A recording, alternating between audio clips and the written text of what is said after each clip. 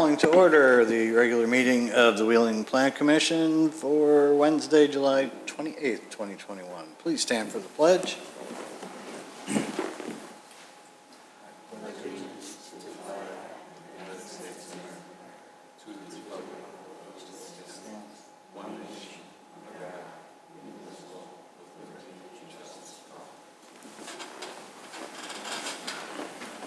Mr. Secretary, please follow the roll. Commissioner Blanova. I'm here. Commissioner Berkey is absent with prior notice. Commissioner Sprague is here. Commissioner Yednak. Present. Commissioner Heiken. Here. Commissioner Riles. We have not heard from him, I take it? No, we have not.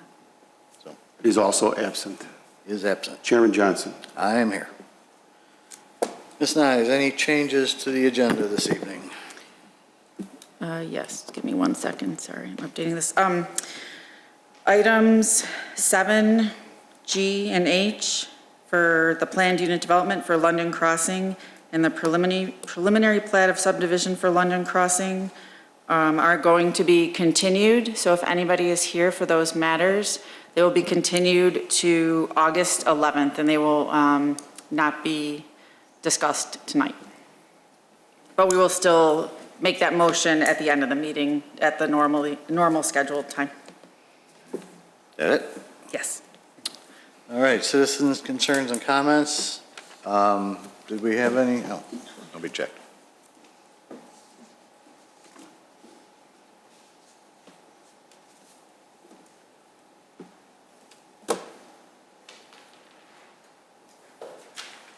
No. All right.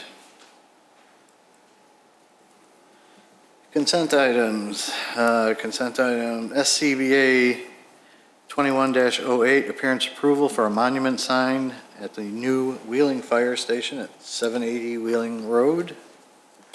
And SCBA 21-11, appearance approval for replacement of sign faces on pylon sign at Rise and Dine at 102 South Milwaukee. Do I hear a motion? So Second. Commissioners Blanova and Sprague. Commissioner Blanova. yes. Commissioner Sprague is a yes. Commissioner Yednak. Yes. Commissioner Heiken. Yes. Chairman Johnson. Yes. All right. Docket number PC 21-15, minor site plan and appearance approval for Walmart, 1455 East Lake Cook Road. Ms. Nyes? Sorry, I'm still doing the motion. Could you give me 1 second? Okay. That's not working for me. Okay. Okay, sorry. Okay, so Walmart is here tonight, and I'll hand it over to them in a second. But the reason they're here is because they initially had come in for some facade changes, and they're going to be upgrading their signage on the building, and they're going to be changing their pickup location from the south side of the building to the north side of the building, and so the parking area will change as well. So this requires minor site plan approval. So the decision that the Plan Commission makes is the final decision. It does not move to the Village Board for a final decision. The final decision is here. So there is both the site plan approval and also the appearance approval of the building and signage. So I'll turn it over to whoever would like to speak. Hi, when whoever's coming up to speak, just give your name and business address for the record. Great. Meg George from Ackerman LLP, 71 South Wacker in Chicago. I am Walmart's Land Use Counsel. I am here tonight with John Bizio from Walmart and their Government Affairs team, Amy Miles from PB2 Architecture, the architect, Rick Rolfing of BFA, our civil engineer, and Gabe Crawford, our Director of Realty for Walmart. So as was stated, we are looking to change the pickup location and the color of the signs. We are here to answer questions and are happy to put on a more proactive presentation, whatever you would prefer. It's your show right now, so. I think, you know, we are happy to answer any questions you may have about the relocation and the sign colors. All right, then we'll start with Commissioner Blanova. Thank you. I don't have any, the dimension of the parking stops. What would be the dimension? Yep. This is Rick Rolfing, our civil engineer. Good evening, Rick Rolfing with BFA out of Washington, Missouri. The stall dimensions are 10-foot wide for the car to park in itself, and then there's a 2-foot striped area on either side of those spaces. And that's the requirements, right? That's up to code. What's the depth of the 18 feet, sir. 18? Walmart, in their previous approvals, have approval for a reduced parking lot size of 9 by 18 instead of 9 by 18 and a half. Then that's all I have then. Right. I mean, just add the spaces are a little wider for easier access of our associates to deliver the customer their goods. Got it. All right. That's all. Thank you. Commissioner Sprague. Thank you, Mr. Chairman. Good evening. Okay, I think I'm going to address what I think might be the main concern, and you may even hear concerns of the same item from other commissioners, and that is the safety for your employees in the spot that you've moved the new online pickup area. My first question is, why are you moving it from the south side to the northeast side? And so, John Bizio, or Gabe, would you want to? Okay. Yep. Gabe Crawford, 2001 Southeast 10th Street in Bentonville, Arkansas. I'm one of the directors for Walmart. So one of the reasons is just, pickups becoming a bigger item. One of our things that we're trying to, just offer the customer to keep up with competition. And also, to try to keep as many, or I guess less touches in the store. So that way a family can sit in their car. Obviously, we bring the groceries, general merchandise out to them. Well, with that, where it's currently located is not large enough to house what we would like to do.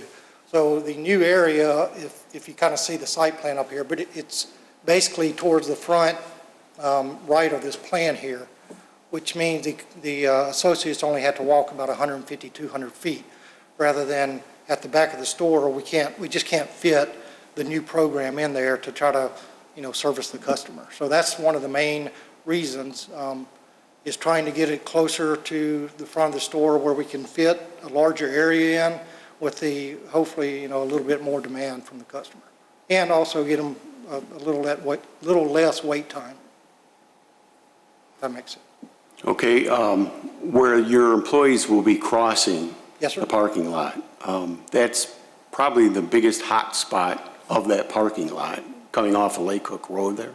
Yes, sir. Plus, it's not really a bottleneck, but it turns into one depending on if there's a car parked at the entrance and customers may be standing there waiting to. Anyways, it does get narrow there. I've been there many times. I've experienced that area. How are you going to mitigate problems of your employees trying to cross there when there's so much traffic there all the time? Sure. Well, I think the way we looked at it, and, this is just my opinion, and, with some direction from our safety team, but right now we've got our customers parking there who have, children, families. They're crossing currently. And so there may be 2 or 3 people on their phones crossing. And the way we look at it, our associates get trained and have certain safety mechanisms and requirements. So they'll be wearing high-vis vests. We can actually tell them to go to the crosswalk and cross, whereas customers, they're going to walk where they want to walk. So we think it's going to be better for the safety of, the whole community rather than just, because the associates are crossing and have the training versus customers coming across with families. How many, do you have any kind of estimate on how many times employees will be Yes, sir. I'm going back and forth in the parking lot there? not sure who has it. Do you have the exact number, Rick? If you don't mind. Rick Rolfing again with BFA. Hi, Rick. So our maximum peak crossings is anywhere from 20 to 35 per hour. So that's a peak hour. So even on a 35 crossings per hour, you know, that's one every 2 minutes or just shy of. As Gabe was saying, it's one person crossing an associate or crossing the crosswalk path. It is possible that that one associate is carrying a cart that could be serving multiple cars out there. So if it's say they have two, you know, that they're serving two cars, it's cutting down its trips. And as Gabe said, it could be a family, it could be a single person, but they may be looking over their shopping list or looking at their cell phone, keeping track of their family. Whereas we have the trained associates, they are wearing the high visibility vests, and we know they will be crossing in the crosswalk.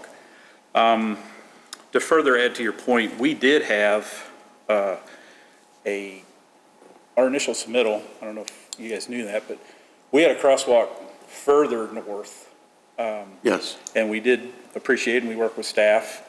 We had a couple iterations, but we've since moved that crosswalk all the way into the center of the ADA stall aisle, that break. So we're pushing them as far away. We think that with the decreased foot traffic serving those customers versus those customers coming in and them staying in their car, that we're anticipating the amount of trips crossing that crosswalk to actually decrease with this layout. Thank you. Thank you.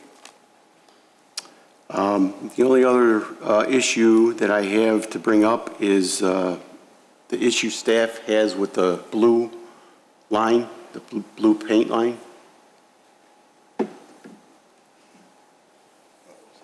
Could you be more specific? Yeah. The condition? Or- Yeah, it says, let me find it here.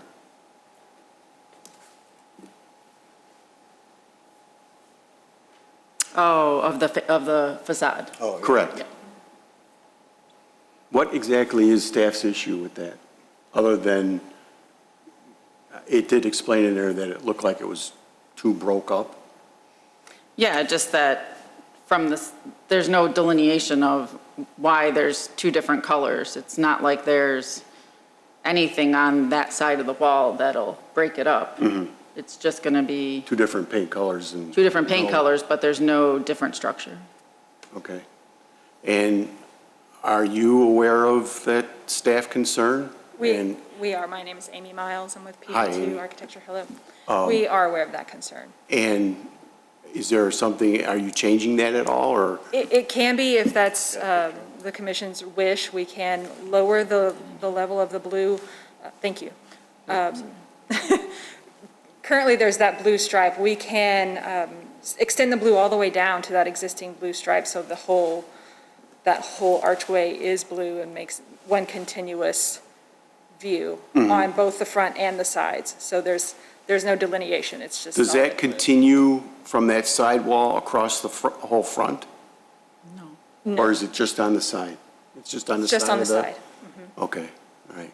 Because I was going to suggest that it stop at the interior corner, but that's a moot point. Okay, well, yeah, I'm fine with if you wanted to paint both sides all blue. That would be fine with me. I want to thank you for doing the facelift inside. It definitely needs it, and that'll be great. Also, your improvements outside, I think it'll look really nice. And that's all I have. Thank you. Thank you. Commissioner Yednick. Thank you, Mr. Chairman. Welcome. I mirror some of Commissioner Sprague's concerns about the location. I was shopping almost exclusively at Walmart during the pandemic, and the current pickup location, to me, is ideal. It's away from the customer traffic. I can't speak to your internal logistics in the store, but it seems like that would be a much, much, much better place to be locating that, because now you're not going to be combining retail customer traffic with the pickup customer traffic, and you're removing the associates. I appreciate that you are going to train the employees to be moving to the existing crosswalk, but as Commissioner Sprague said, and I've been through that a lot, that is a congestion point, and it's a dangerous congestion point. Sometimes the traffic light traffic backs all the way up. Even before all the construction has been going on Lake Cook, it's been a problem with the light. The traffic waiting to get out onto Lake Cook from the Walmart parking lot can back up almost to that crosswalk. So now you're going to be adding, you said a peak of 20 transactions an hour, people going up and back. And also, not only just the up and back, but now in the parking lot, you're now mixing the pickup traffic with the regular retail customer traffic. So you're going to have the regular customers driving up and down those lots, because they're probably, at least for initial time being, maybe they'll get used to that first lot is all pickup. But the second lane that you have is a combination of pickup and parking. So you're going to have people driving up and back there. I know when the associates were loading my truck, they have a big cart behind, or my SUV, they have a big cart behind my SUV. They're loading, they're moving stuff around, they're walking around. So now you're going to have the customer traffic there. I'm opposed to the location 100%, and I will probably vote against it just based on the location. I'm glad that you're expanding. I know other stores are doing the same. We had a Target issue recently. They're moving it away from their customer area. But that area of the parking lot is just a bad area to be adding congestion to. So I just want to let you know, if you can go back and rethink it somehow, figure out a different way. Like I said, the current location is ideal. It's worked really well. But I don't know, like I say, I don't know your internal logistics. Sure, so we can respond to that. As stated before, we need to move the location due to the demand, and we need a larger area for the product, and that is now situated directly across from these spaces. And so we did have a traffic consultant out there to do traffic counts. Walmart has a very extensive safety process that they go through for the store layouts and for training. And so I will have either Gabe or John speak to the safety analysis that went in here.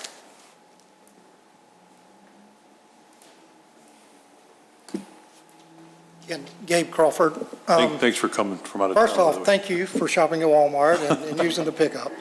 Certainly appreciate that. And we realize that this is different than what everybody's used to. And with the traffic study, I mean, that's why we send it out there, just to get our own information and understand is that we don't want our associates to get hurt. But we also don't want our customers to get hurt. And looking at the traffic study, it looks like there actually might be fewer people using that spot and those people will be associates that are trained, which obviously if we take those spots away, then our customers are going to have to park further in the lot, which means they will potentially use the other entrance, which is much farther away, but at least be on I guess, this left side here, walking farther away from the intersection. So that was one of the thoughts. On the interior piece, trust me, it did look good over there. I mean, it would cost us a little bit less money since some of the operations were there, but there's no way to make it fit without major construction of the building and moving that whole stockroom out some. And that's one of the reasons we kind of looked at this area and then, started looking at the safety piece. And, we have other stores where, I mean, it's a good thing to have a lot of traffic. We want that, but we also want it to be where they're crossing to be in this a designated area. And that was the other reason, like I said earlier, right now our customers kind of, if you've shopped there lunch or a lot, you'll see them meander through that area, in between cars and stuff. And just think it was with our safety team safer for our associates with vests on that are trained, once we got them away from the traffic signal a little farther to use that area where you know, you also have the walk that comes through the handicap area. So a lot of people are used to using that, and our, you know, customer or our associates would use that area too. But I understand your concerns. I mean, most Walmarts that you're in around the country, I just came back from North Carolina, I was in and out of different parking lots. It seems like you have a unique situation in this lot, in that most of the time, the egress in and out of the parking lot itself is all the way at the end. You know, it's not right next to the store generally. It's like at the far end of the parking lot. So in this case, the example would be like all the way down where the McDonald's is located. That's where most of the time your traffic is coming in and out. So people are going directly into the parking aisles and they're parking and then they're walking into the store. Where here, because of that entrance on Lake Cook, I think the majority of your traffic is coming in from there. So that is a very, very busy corner in this store in particular. I'm surprised that your traffic, I mean, you didn't provide us with the traffic study. I don't know if there was a high-level explanation that you can say that, I mean, did they say, were they looking at volume? Were they looking at safety? Were they looking at bad drivers? I don't know.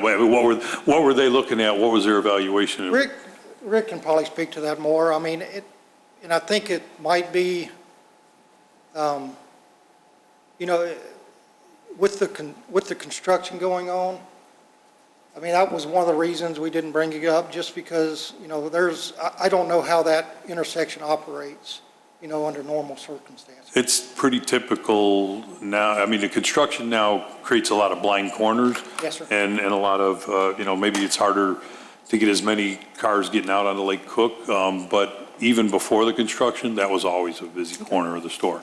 And then there was always, like I said, that traffic light would back up. And you get people coming across from the Target Mall and the Binny's Mall going to the Walmart, so they're coming straight across.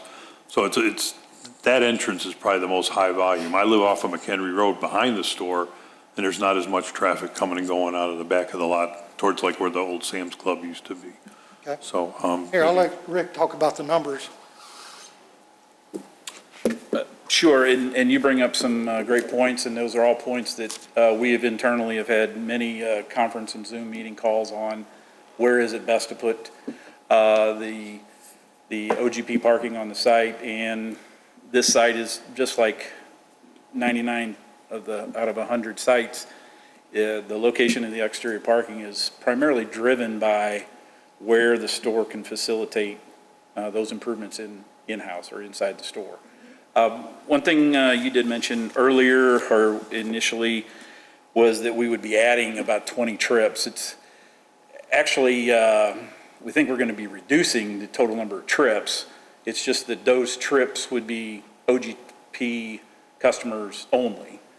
So the 20 to 35 trips per hour, peak hour. are you saying then you're going to be pushing it to the other entrance? Is that Those- what, like well, the those- gentleman mentioned? Those spaces, the 35 folks parking in those areas are going to be replacing typical other customers that would be parking there. Okay. So it's not an addition of, it's actually, we feel, reducing.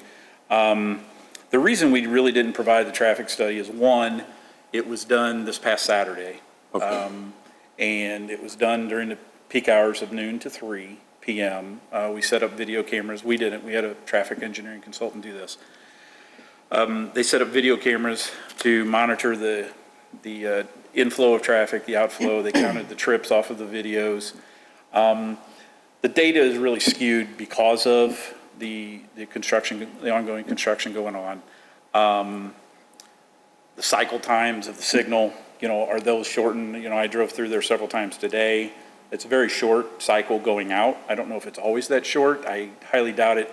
But you also don't have the right hand out. You don't have the 2 lanes.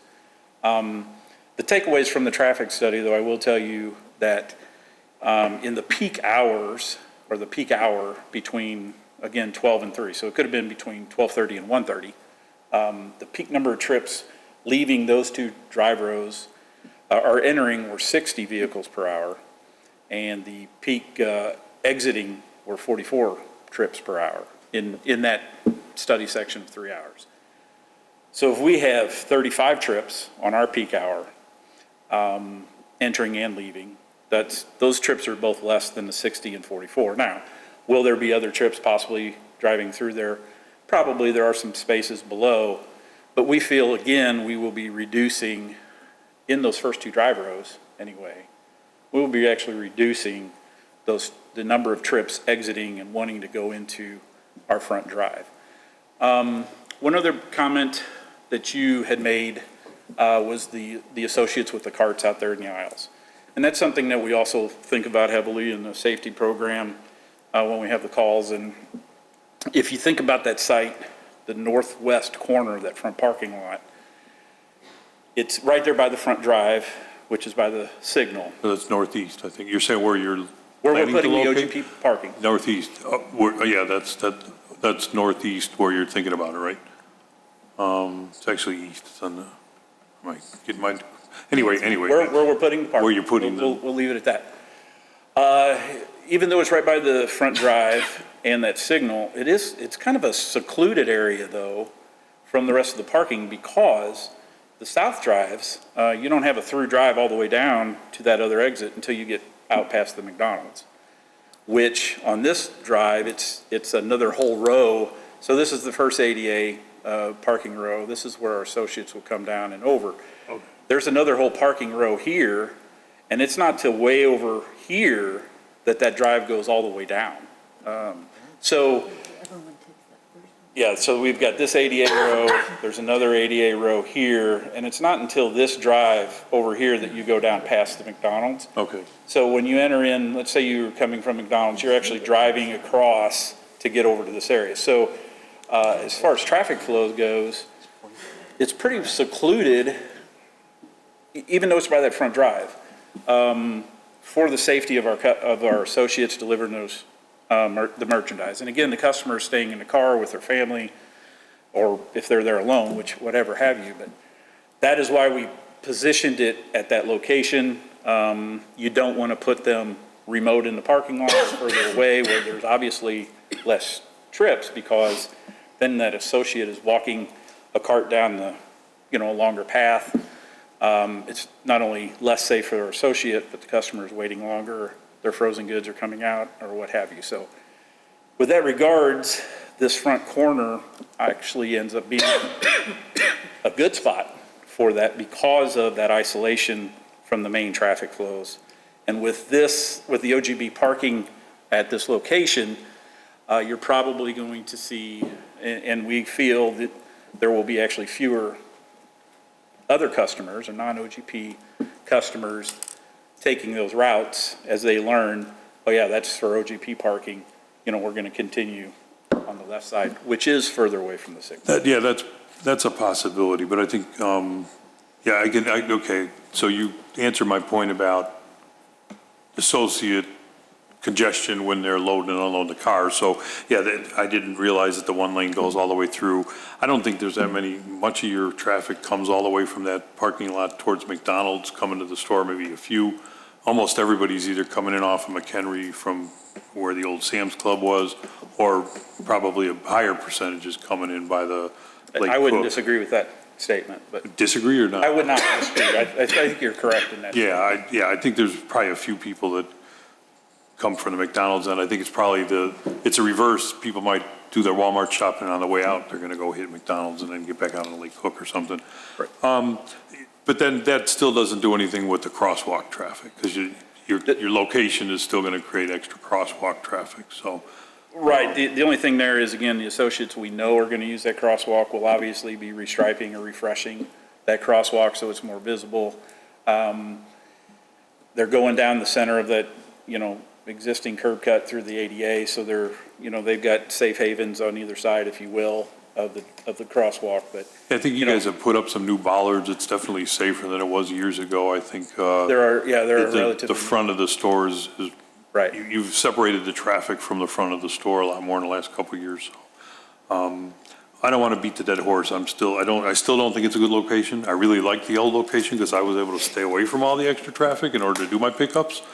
I can understand your internal concerns, but I'm looking more at the external part of it. So one thing you did bring up, Marcy, would you happen to know for the construction where the light cycles changed at all? Would you know that at all? I do not know. Okay. All right, because I don't know, I've never sat out there with a stopwatch, but they may have changed it, I don't know. But like I said, my experience, my own personal experience was there was always heavy traffic in that corner even before the construction. I've been here for, over 20 years. Right. I have no concerns or objections to your remodification on the color scheme, so I don't have any questions about that. That's all I have, Mr. Chairman, thank you. Thank you. Thank you. Commissioner Heiken. Yeah, my concern are the same as everybody else, parking lot safety. I just think there's a lot of traffic in that area. When I go there, I do not go out on Lake Cook Road. I'll drive past where Sam's Club is, take 83 home. It's much safer. The other thing is, they're also retrieving carts a lot, which slows traffic through there as well. So I don't know if that's been taken into consideration. I'm okay with everything else.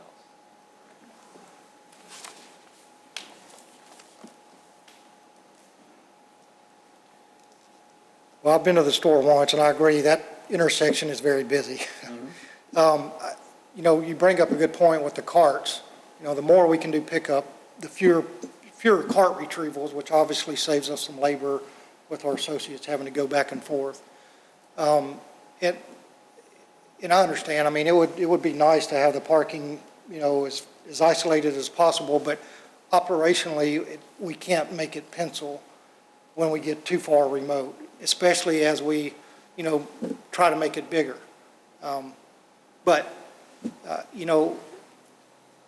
If there's some other things that we could do, I know we looked at adding a lit sign, pedestrian sign, if that helps the situation. If y'all think, we're open to that. We don't want our associates hurt either. We also don't want our customers hurt. So, like I said, we were hoping by shifting it, kind of getting them out of the congested area, that they would be a little safer too. But Have they given any consideration moving it to the next entrance down? Like where grocery is? No, sir, we did look at that, but then we kind of what Rick was talking about, that one drive lane. Yeah. The only one long drive lane, and that's where we Okay.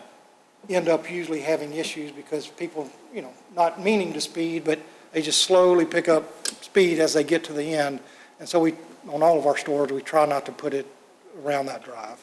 And are the carts stored, where are the carts stored for the store? Are they stored in this The entrance? normal carts or the pickup carts? The normal carts? They should be on each side on the They are stored on vestibule. both sides? Okay. They should be on both sides. Okay. That's all I have. All right. Well, like the other commissioners, I'm very concerned about the safety issues here. I appreciate your great faith in your employees using the crosswalk. Yes, sir. But they're human.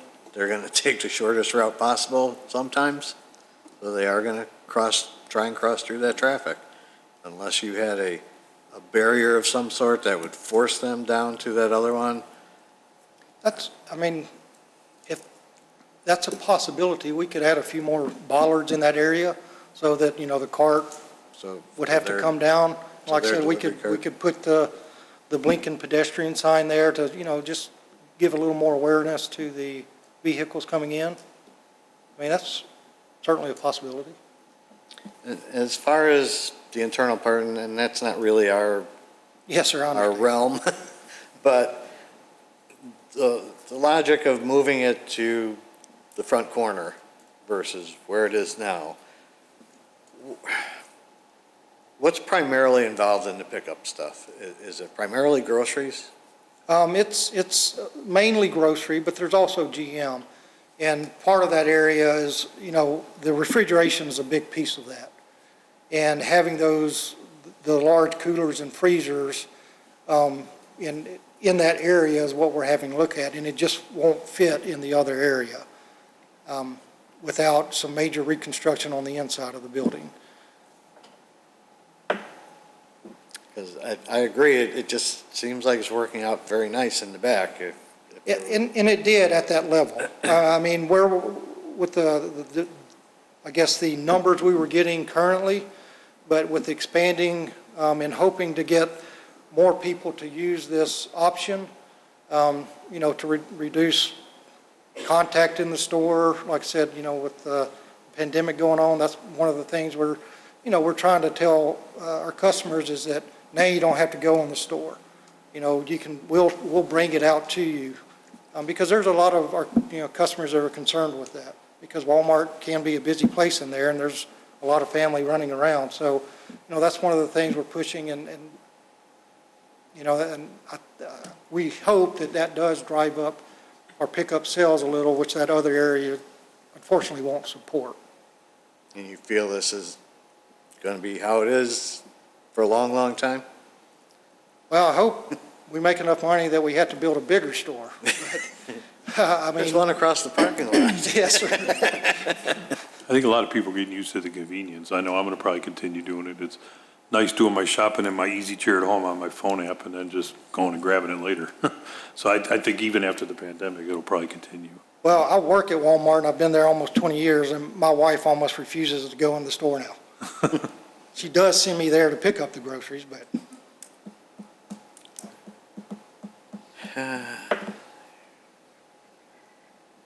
Now, you talked about this traffic study, and they did peak hours of 12 to 3 on a Saturday? Yes, sir. Who determined those peak hours? Because the congestion is going to be on a weekday afternoon when people are coming home from work and zipping in to get their pickup order. I'm not And sure. that's when Lake Cook Road is just Packed. solid cars, both directions. I'll let Rick speak to that. So- You're correct. There's usually in any traffic study, or high peak traffic time, there is the, afternoon, there's a morning peak. Sure. And then there's an afternoon peak during the week.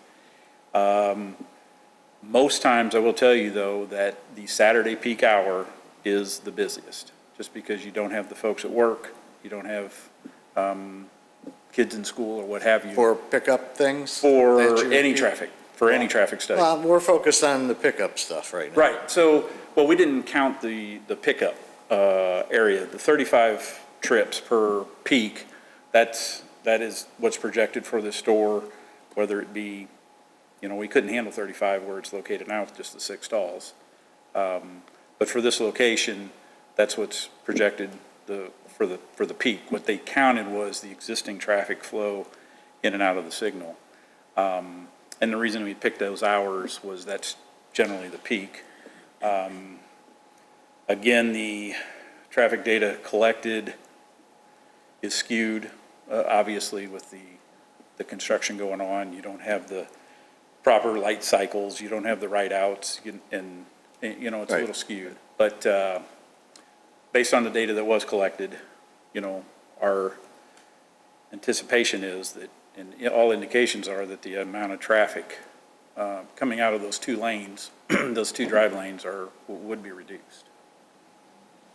And again, we've looked at this for a long time. We feel this is the best foot forward, and we're doing what we can to make it safe. We do want to make it safe for our associates and customers. We appreciate all your comments as well, but it has been fully vetted on our end, and we feel that this is the best option for us to meet the needs and desires of our customers, and as well as the safety of our customers and associates.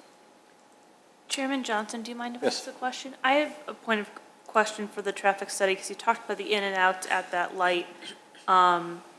Did you look at the congestion around that first cutout to get into where you're proposing the OPG? Because that is really someone pulling into the Walmart and then turning left to get into that coved area. If there's a long line wait of people waiting to get out, that could back up traffic coming in from Lake Cook. So was that part of what you looked at? People That is trying what to we, that is part of what we looked at. Okay. The ins and outs of that, the ins and outs at the signal, they actually set up video cameras and videoed it, and then they downloaded all that data and counted vehicles. Yeah, because I know that obviously the crosswalk for the pedestrians is a concern, but I feel like trying to get in and out of that first cutout can be a concern if there's already a long line of cars waiting to get out. Understand. And some people are coming in there and heading over to the McDonald's through that lane. I've done it. But it's not all Walmart traffic there. Okay. Chief McGreal, any input from fire as far as the safety of this? Yeah, public safety shares the same concerns you do as far as the traffic, because it's a unique location. You're the first GM retailer all the way from Waukegan and Deerfield. If you think about it, you don't have many stores, so you're getting traffic from 294 and further. So I'm more concerned about the traffic study on Lake Cook itself rather than the ins and outs. I get that, but that place, it's like a highway at times. So we would be concerned, from my standpoint, bottlenecking and having people get hurt there. And again, with training your employees, that's an internal issue that you have. But I would take the path of least resistance too if I'm pushing carts all day. But that's on you.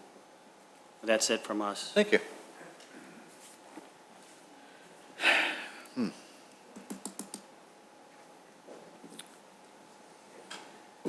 I had a couple more questions, Mr. All right. Chairman, if you could.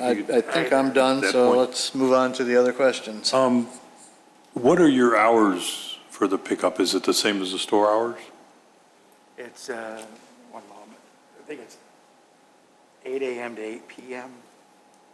Let me confirm that. And by the way, members of the Plan Commission, I'm John Biggio, and I'm with Walmart Corporate Affairs. I'm at 702 Southwest 8th Street in Bentonville, Arkansas. And thanks again for taking time tonight to. Thanks for traveling out. Consideration. My pleasure. Yes, the hours for our grocery pickup is 7 a.m. to 8 p.m. daily. I guess hadn't thought about it up till now because we're in the middle of summer, but I was thinking about the later hours, when it's starting to get dark at night and you're going to have more foot traffic. I came into the meeting intending to probably vote against this. I think you guys kind of swayed my opinion. It sounds like you've looked at all the angles, you've investigated as much as you could, and the current, in my opinion, ideal location doesn't work for you corporately, and you guys are a good corporate tenant in the village, so I don't want to send you away with a bad taste in your mouth. But I'm wondering, I like the lighting idea, and can you look at maybe not only just a crossing light, but enhance maybe the lighting in general? I don't know is that something that, is it already at a limit or anything? Maybe so that when we go into the evening hours, when we're out of daylight savings time, when it's darker at night, if you got more pickups, like Chairman Johnson said, after hours work, and by October, 5 o'clock, it's dark when people are coming in. So maybe if you just lit up that crosswalk a little more and maybe had some kind of a push-button crossing light that both customers and the associates could use so that there's a rotating crossing beacon or something. That might sway and you might find out that, you get a lot of complaints. People are saying, I don't want to use the pickup there because it's just crazy, it's too busy, but that's something you're going to have to deal with long-term. I think that's a good option that we can certainly look at, and, I think we could probably add some extra lighting. I've never paid That's a that good close point. attention to how well lit the parking lot is. It was not something that I've really paid attention to in the past, and, I haven't been out there in dark in the last while. Yeah, we can do a lighting study also. I don't Make want to sure, ask you to because limit the hours of the pickup because that's an inconvenience to the customers. Yeah, we can add some light. I'm guessing there's a point that it gets too bright, but I'm sure we're not there. So I think we could go back and look at that and add the light and the pedestrian signage and, the bollards to, I think, Don, you said something about that, Mr. Johnson. But, Yeah. trying to get the traffic or Just to associates over there. guarantee that they'll go down to that crosswalk. I can persuade them as much as I want, but But they're human. There's no guarantee. I will do my best to get them over there. Well, And, that's why I think a physical barrier would be needed. I'm not Okay. sure I understand what physical barriers. Putting a couple more bollards so they couldn't drive the cart through, like people could still maybe walk, but you couldn't. And there's the cart quite a few shorter. bollards there. Oh, I think somebody mentioned we'd added a few more. Oh. Like, Right here, so Yeah. we don't want people coming across here, if you look at the screen.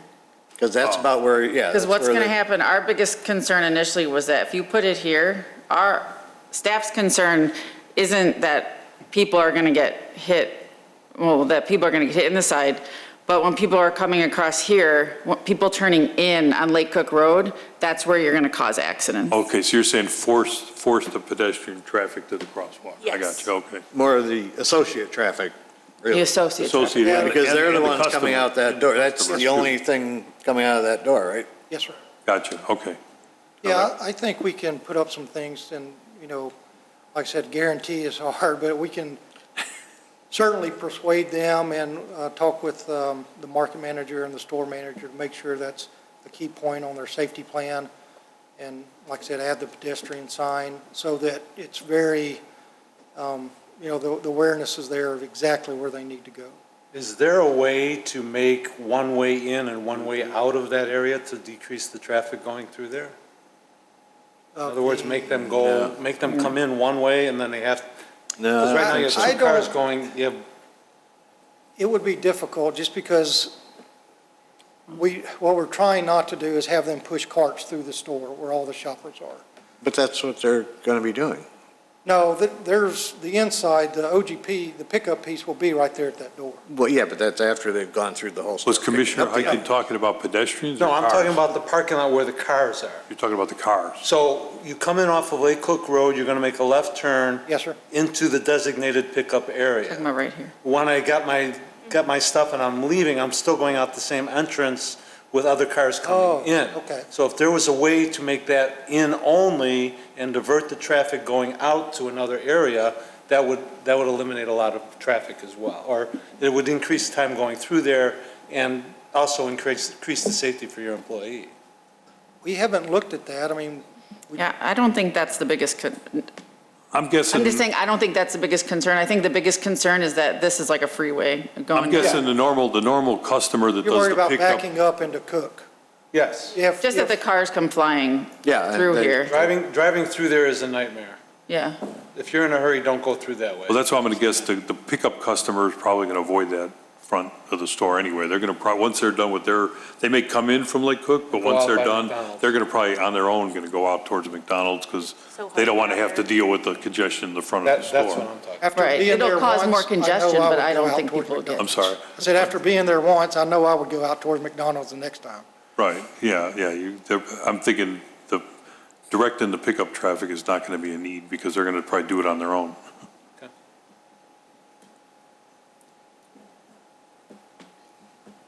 Do we want to make a crosswalk light a condition then, or ask them to relook at the lighting, or is it just something you would want to consider?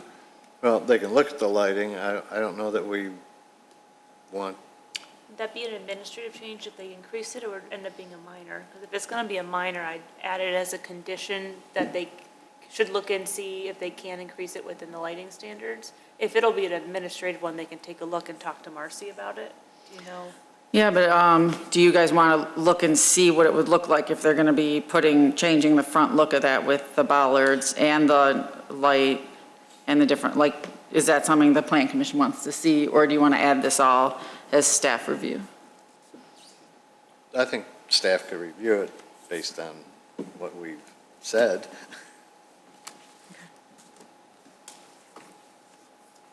I know that puts more pressure on you, but.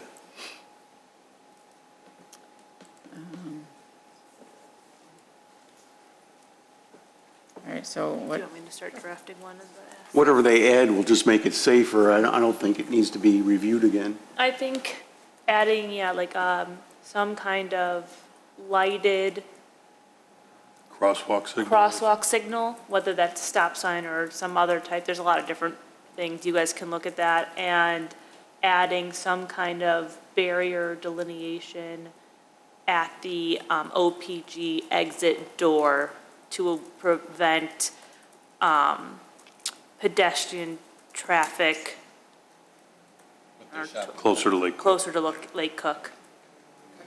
Your associates are pretty good about following the rules, though, because I've offered to tip them several times when I've done the pickup, and they say it's not allowed, so.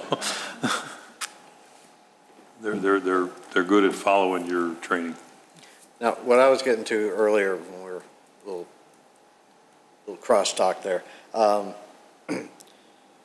if a majority of these pickup carts are loaded up with groceries, now you're taking those all the way across the store to the other corner, Whereas before, you just backed them up into groceries and went out the back door. So some of that actually is loaded in. Once it gets off our truck now, it'll go directly to that area. So some of that is to pick from. Some of it, you're right, will be going through the store like it does today. But it could be, no telling where it's at in the store. So there is some of that going on in the store today. It could be up in the front right, and they're having to take it to the back. But with the new program, we will actually come straight off the truck and put product in those freezers and coolers. Oh, okay, so those are items that, Now, like I said, it the won't. common items that are gonna get picked up, the gallons of milk and things And like that. it will also hold the picks that we already have. Right. So there's kind of a little bit of both, and that's one of the reasons we, need the bigger area, because it'll store without us having to pick as much. 'Cause I'm picturing those No, 30, I get what you're saying. I'm picturing those 35 carts an hour coming through the store when I'm trying to get down the aisle shopping. Well, just use the service. And it might be- It's too crowded. And if I can just Sure. offer some comments or observations, and again, my name is John Biggio, and I'm with Walmart Corporate Affairs, and I'm at 702 Southwest 8th Street, Bentonville, Arkansas.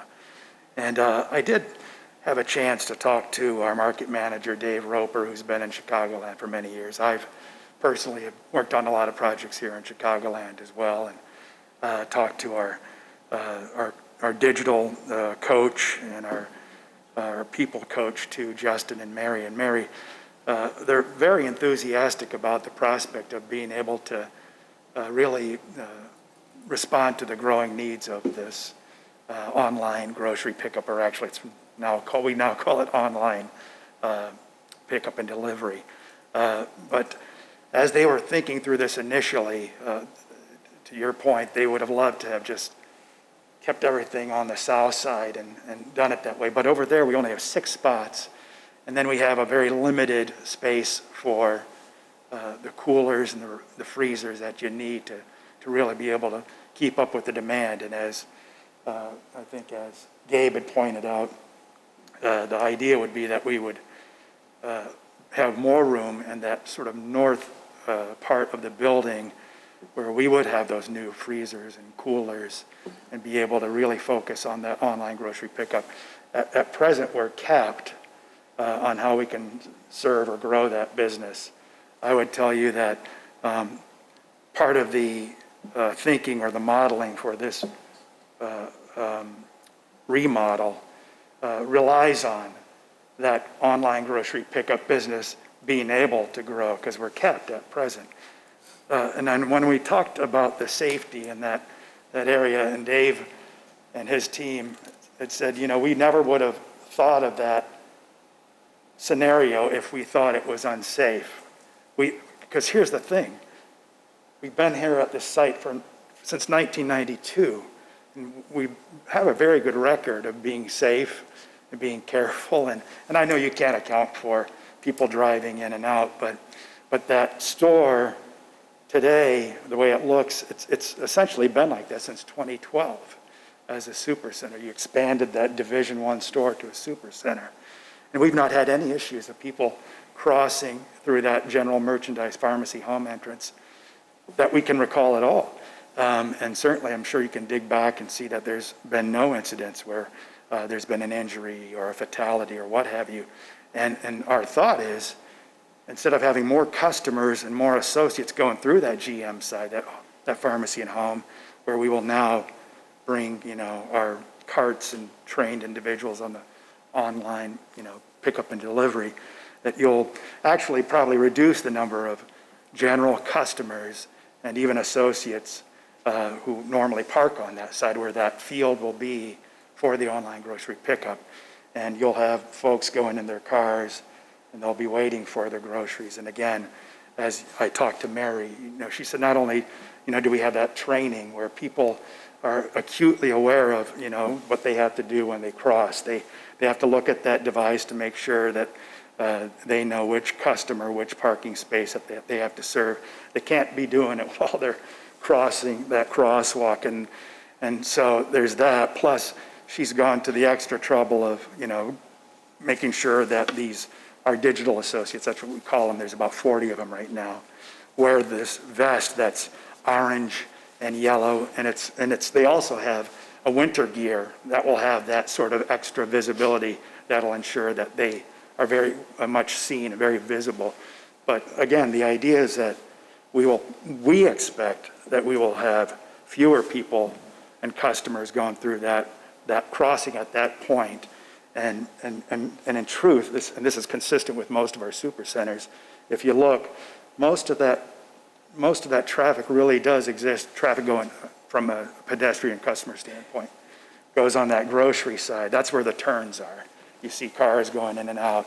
And over on the other side, you don't have that rate of people ingress and egress. So we never would have thought of going into that spot if we thought that it was going to be unsafe for our customers or our associates. And again, I can't tell you how excited everybody in that store is to have the prospect of a remodel, the new floors, taking out that ugly old tile, replacing those ceiling tiles as well, paint, new signage, other new amenities. And Dave Roper and Jason, our store manager, can probably talk to that a bit more, but we've already been delayed, of course, as you know, because of some of the concerns, and we would like to be able to move forward. But again, what I hope you know is that we appreciate that you are looking out for the welfare and the safety of our customers and our associates, and we do too. And we would never have considered this scenario unless we felt like that we were doing the right thing. And if there are things that we can do to still allow for that online grocery new unit on the south side to be developed and the entire rest of the remodel take place, and then create some, maybe some, higher visibility, signage like the stop sign that lights up and better striping. I think we can all agree that it's time to redo that and perhaps along the way, create some of those devices that, better control that flow. But again, I can't say enough about how much thought has been given to this project. And we think we've been good partners in Wheeling for a long time now. And we hope that you give us a fair shake on this one. Thank you.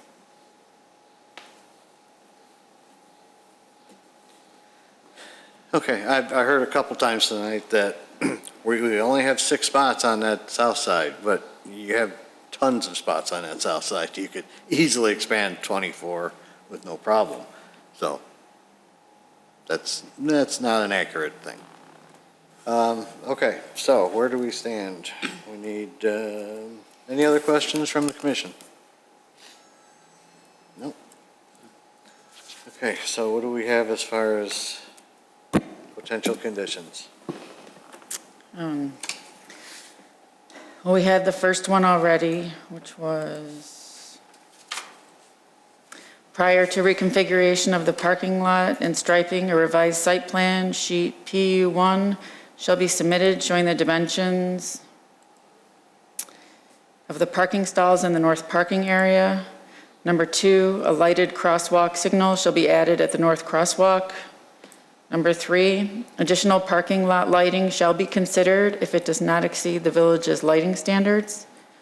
Number 4, additional barriers shall be added between the north crosswalk and the OPG access door to prevent pedestrian traffic from crossing north of the crosswalk. With the facade, you need something for the facade, the blue? Not if we're accepting it as presented, right? No, we had asked that They make that solid blue on the, make it solid blue on below the sides of it. below the canopies. Also on the north and south sides instead of a stripe. Do we want to make that a condition or just leave it? They probably have high-paid designers that would look at it and take our input. I'm not an artist or designer. I mean, Yeah. do we really think it's going to be that different? I'm not following what the concern was either, exactly. Yeah, sorry. I had a picture, but it didn't make it in. What's that? I had a picture explaining it, but that didn't make it into the presentation. Oh, Is it in ours? I don't think so.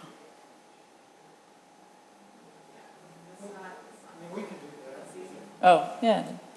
That one? Oh, yeah. It's not in my presentation here. Yeah, I don't even know where that is. Oh. You don't like that there's no separation. we can present something just to make sure we're clarifying what all. I think we know you kind of want to draft that. I would leave that to staff review then? I would Yeah. be okay with Yeah, Yeah, we can, maybe adding a condition to work with staff on the additional blue painting. Is that how you wanted it? Color scheme. Color scheme? Thanks.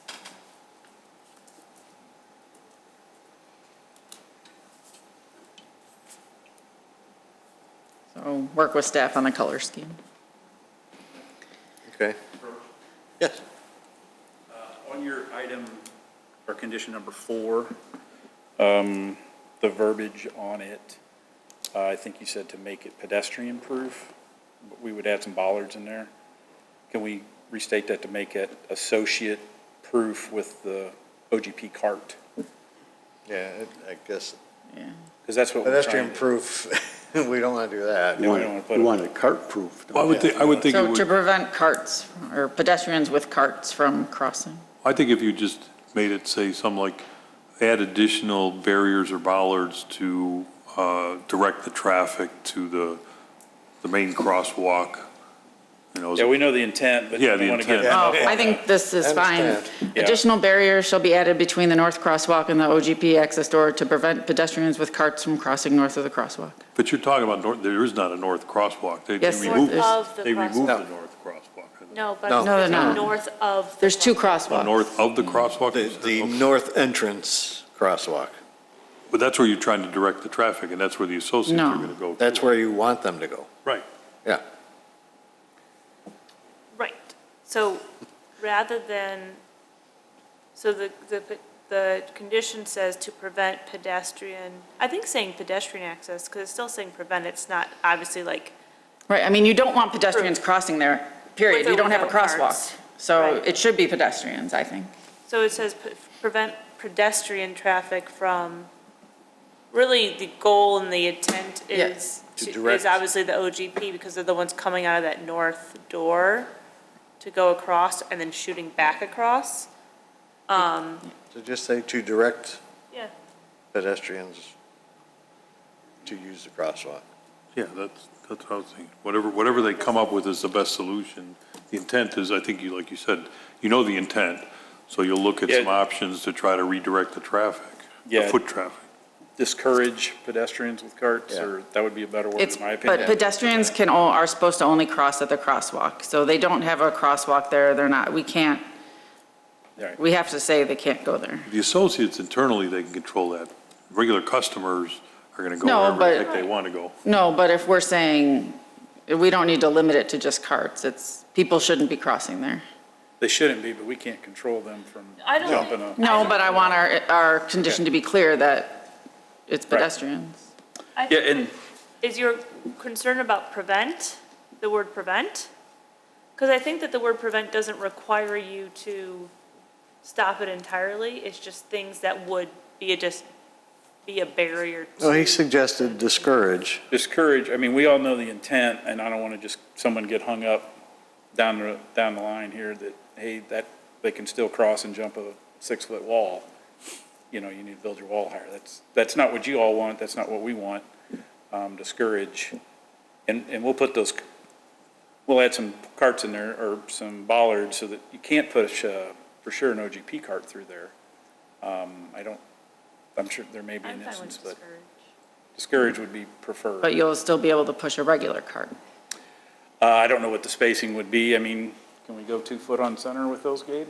If we can't get the dollars in, I'm like, we can come up with some type of rail or something. Something, But they're not, in general, you're not, there's already the berm. We don't have a You picture. can't really get, like, the regular's gonna go straight down with a regular cart. It's just more people running across, but you can't prevent that entirely with And with the last any thing kind we want of. is someone to run across and then they've got no safe haven on the other side. Yeah. They'll be No, set back on the sidewalk, but discouraged or preferred, I think we know the intent. Thank you.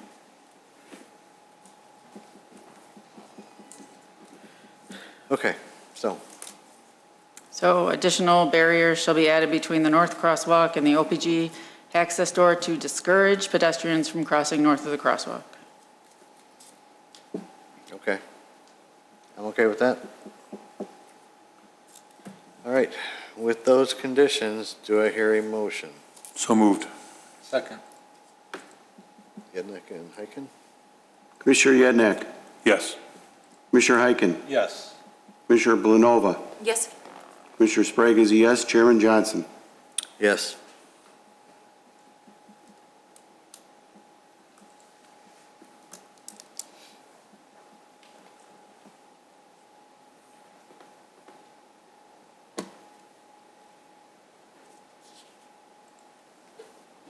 Ms. Nyes will be getting in touch with whoever the main contact is.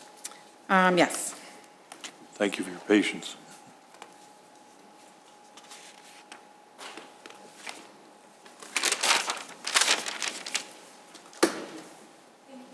Thank you.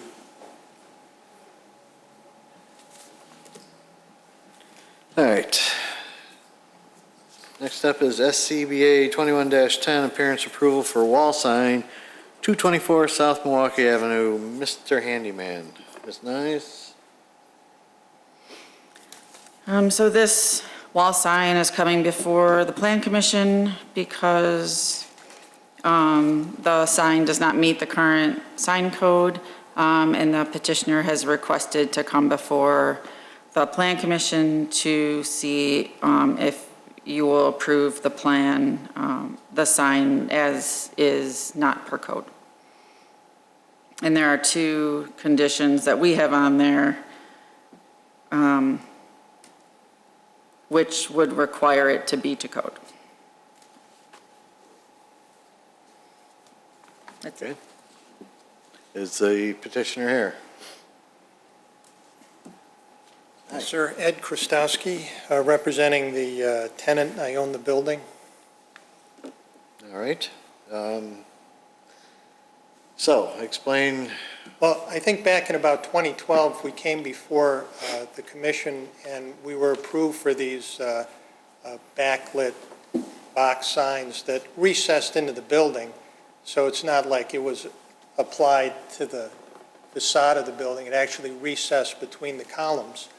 And at the time, apparently there was some condition about it being a aluminum sign with rotted out letters, but the intent was always for it to be a black background with the light emitting through and just showing simply whatever the graphic was in white.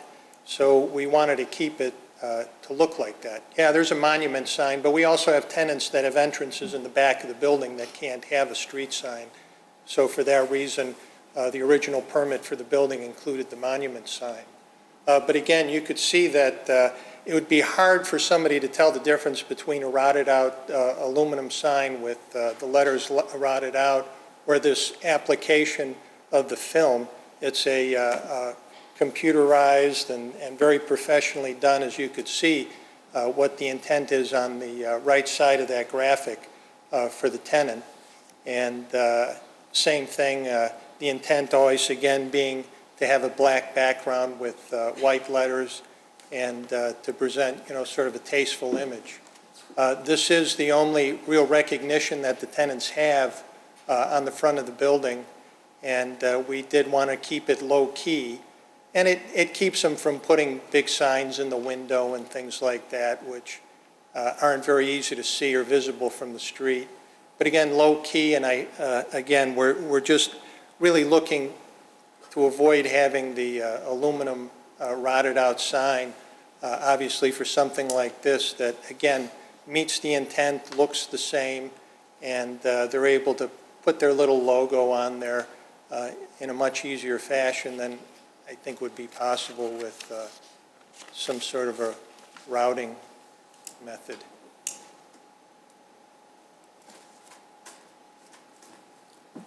Anything else? I think that's about it. All right, Commissioner Heiken, I have no questions. Commissioner Yednek. Thank you, Mr. Chairman. Mallory, would this be one of those conditions where I think you call them legal non-conforming because it's been this way from before? So our sign code has a specific, when we amended it recently, has a specific provision for legal nonconforming and has a section that says loss of nonconforming status, that a sign will lose its legal nonconforming status if it's altered in any way in structure or in sign copy. So, except for changeable copy signs, which is not, or for normal maintenance and repair. So, under our sign code definition of legal nonconforming, this change would make it lose nonconforming, its legal nonconforming Okay. status. Does the Plan Commission have authority to allow it? Or are we bound by the existing code that we should not even allow it? So if you have the existing code, to not allow it to allow something else would essentially be a variation of the code. So you'd have to do a variation. We'd have to ask for okay. I'm assuming then that your other tenants that have been there for a while, they have something similar to what you're proposing for Mr. Handyman, or what's on the other signs? In 2012, we had a tenant, State Farm, that used an applique. So, I mean, we've been using the film applique since the beginning. No, we only had, he was the first tenant. He wanted the sign, so we went for the permit. But the permit, if I recall, was for each tenant space. There were 4 tenant spaces, 4 spaces between columns which can accept this sign. It's just that at the time, we didn't have any tenants in 2012 that wanted to go ahead and install it. So we were going to install on an as-need basis. Okay, so do you have, so let me understand, is the box installed in all 4 positions? No, it is not. We just have one position with the sign right now. Okay, but we did allow the box. I'm trying to understand how would the individual letters be different? What would, Marzi, maybe you can explain. Yeah, so the sign code for wall signs requires individual letters or the appearance of individual letters. So they either have to be push-through letters where they're, if it's not a channel sign where you see the individual letters, they have to be pushed through or routed out because the sign code does not permit box signs, which is what this is. So when people come through and they want to change the front panel of a box sign, we tell them, no, you have to put a channel sign in or you have to push the letters through. So that's how it's typically processed. So this is the first one where someone's come and said, well, they want to approach the board about it. Okay. So basically, we're telling him he's got to rip that whole thing out, redo the sign completely. Is that what we're saying? If he doesn't want to do a different kind of front panel, then, yeah. Unfortunately, that's the case for other people as well. Okay. I understand, then I guess, my opinion, and I'd probably vote this way, I guess if we have to call it a variance or whatever, I think this looks okay. I mean, I'm not sure what the opposal, I wasn't on the board when we opposed box signs. I think for this application, it seems to fit, and I can see that if you're changing tenants out, you change that nameplate. I mean, we allow the other picture that showed the front, the pedestal, what do you call them? I forget. They're not Monument sign? The monument sign, yeah. So we allow those, right? The monument sign, we allow those printed. Monument signs are allowed to be flat. Okay. It's wall signs have to have a dimension to them. I think the distinguishing thing to me in this situation is that it's a tenant and they've already got it. It kind of fits in the design of the building where they've got this box over the entry, the archway. as opposed to forcing them to, every time have to put up a sign. If, you know, I'm sure you're hoping for long-term tenants, but just in the rental business, people might change every once in a while. I guess I'm not opposed to it, but I probably would get it outvoted if we have to make it a variance. I'm not seeing the big objection personally, but I guess if it's in the code, if we're bound by the code, then we should probably apply the code. That's all I have, Mr. Chairman, thanks. All right. Commissioner Sprague. Thank you, Mr. Chairman. Yeah, it's not by code, so if you want to keep it the way you have it now, you're going to have to come before us with a variance. Okay. We have to uphold the code, so. Yeah, I just, it's interesting though, remember in 2012, I came to get, I don't know, the approval for this box sign. We only changed tenants. The sign itself, the physical sign, is always going to be that way, but only the front of the sign, the piece of plastic that you switch out, as you mentioned, would change. So that's the only thing we're doing.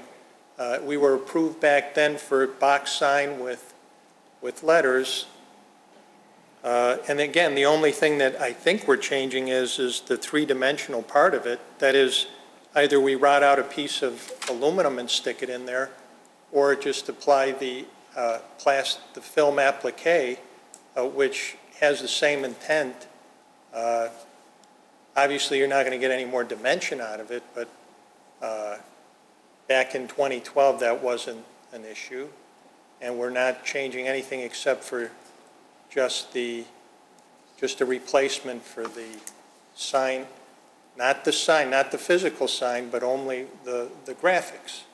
So all we're doing is changing the graphics. So the sign code was amended in December 2020, which added in this I don't remember if it I was. know, if the we former can't was- use I get it, box signs anymore, but this was approved. Right, but what And I'm all we're saying is changing that. is just the graphic. Right, the definition of non-conforming use, of what changes of a non-conforming sign, that's the difference, because it includes the fact that if you change the sign copy and you change the lettering, it loses its legal non-conforming status of what was approved. I mean, we can look in, but was it the State Farm? Was it this one that was approved? No, this temporary one wasn't approved. It was the Allstate or State The Farm. State Farm Right. one? State Farm. Okay. Okay. Yeah, when the tenant moved, the tenant took his sign, so he had to Yeah. put something back up there. But that's why it's a little different this time, because our code changed and required now the extra step. So But again. we do run into this a bit, so, maybe this is something that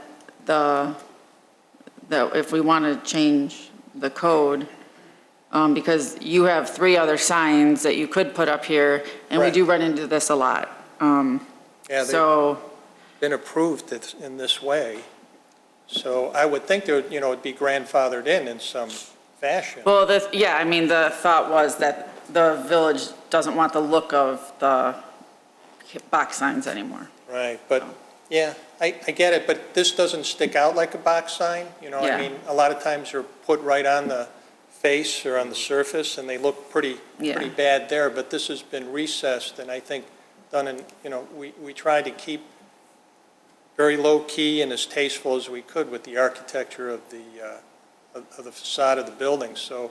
Maybe that's why this one's different than the So other that- one. Yeah. Applying for a variance, I suppose, as you suggest, may be the best route to take so that we can sort of finalize the situation. And if we do that, because you have the other signs that are similar, I would just do it for all of them, so you don't Correct. have to come back in the future. Right. Yeah. Might as well cover all of them, Correct. all the wall signs on that property. And that would be a distinction I'd point out in the application, is that this is a recessed wall sign into the building, so it's flush versus Correct. sticking out. So when you're talking about why it's different and why it doesn't impact. I think that's absolutely correct. And And being the naive that I am, couldn't we make this a variance, or does it have No, to go through? there's notice requirements, the public hearing, it's a public Oh, hearing. okay, it's public hearing, okay. Yeah. All right. It's not, unfortunately, this was just. a Trying to normal save 'em sign. save 'em the I understand, effort. and I appreciate that. But because there are those additional requirements for variances Okay. that are not required for normal sign approval, Okay. we can't. And, But at least he's getting the feedback now, I think, from the commission. and certainly, what we wanted to do in this case, in every case, is to come to the village and show them what the change of the sign is, so that, we want to make sure that it, again, meets the requirements of signage and do it with the submittal first, so that you could see what we're doing. Commissioner Sprague, were you done? That's all I have. Okay.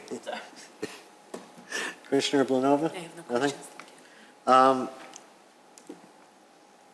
Have you, or has the client worked with any sign companies to see if there's a way of meeting the code without getting too crazy? I mean, they've got a lot of stuff on this sign that, is it really needed? And Well, it comes from apparently corporate, it's a franchise, and they have this sort of requirement of putting the franchise logo and then the kind of the area, I guess, of that this particular franchise handles.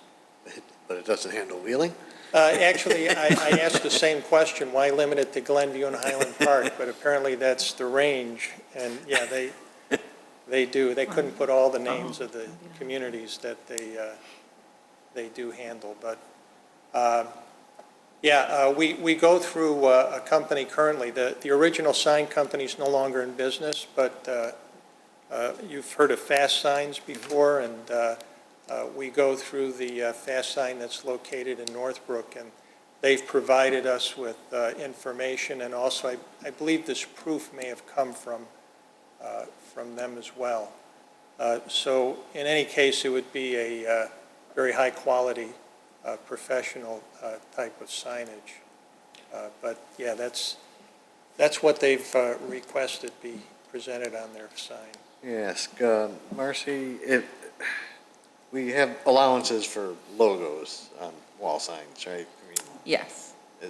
just related to the sizes. I mean, if they were to have pushed out letters for the big type,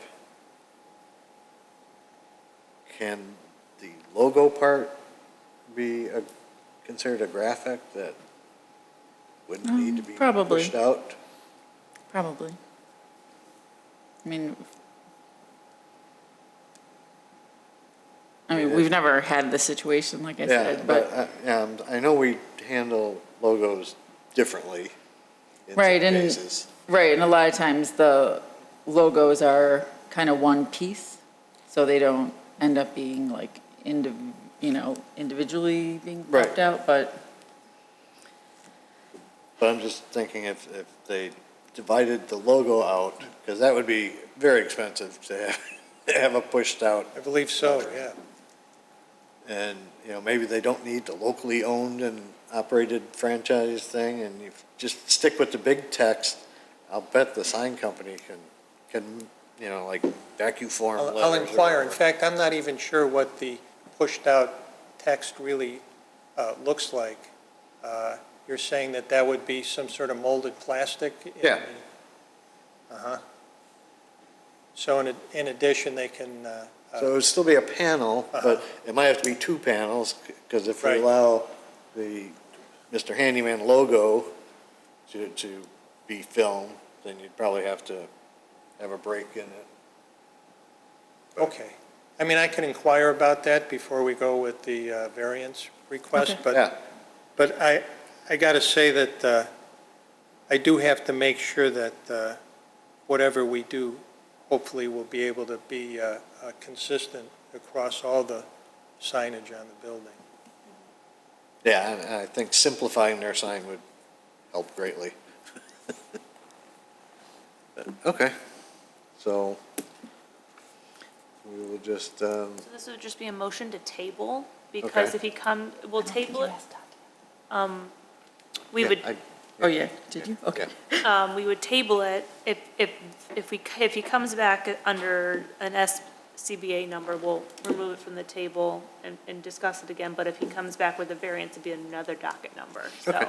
that wouldn't be, it's not a vote, yay or nay, or it's just kind of postponing it. So, while we kind of look at the next steps. All right, then I need a motion to table this docket. So moved. Second. Yeah, I can, yeah, Nick? Commissioner Heiken, Yes. Commissioner Yednak, Yes. Commissioner Blanova, Yes. Commissioner Sprague is a yes. Chairman Johnson. Yes. All right, thank you for your patience. Thanks for waiting. Yeah. Hopefully, something can get worked out. All right.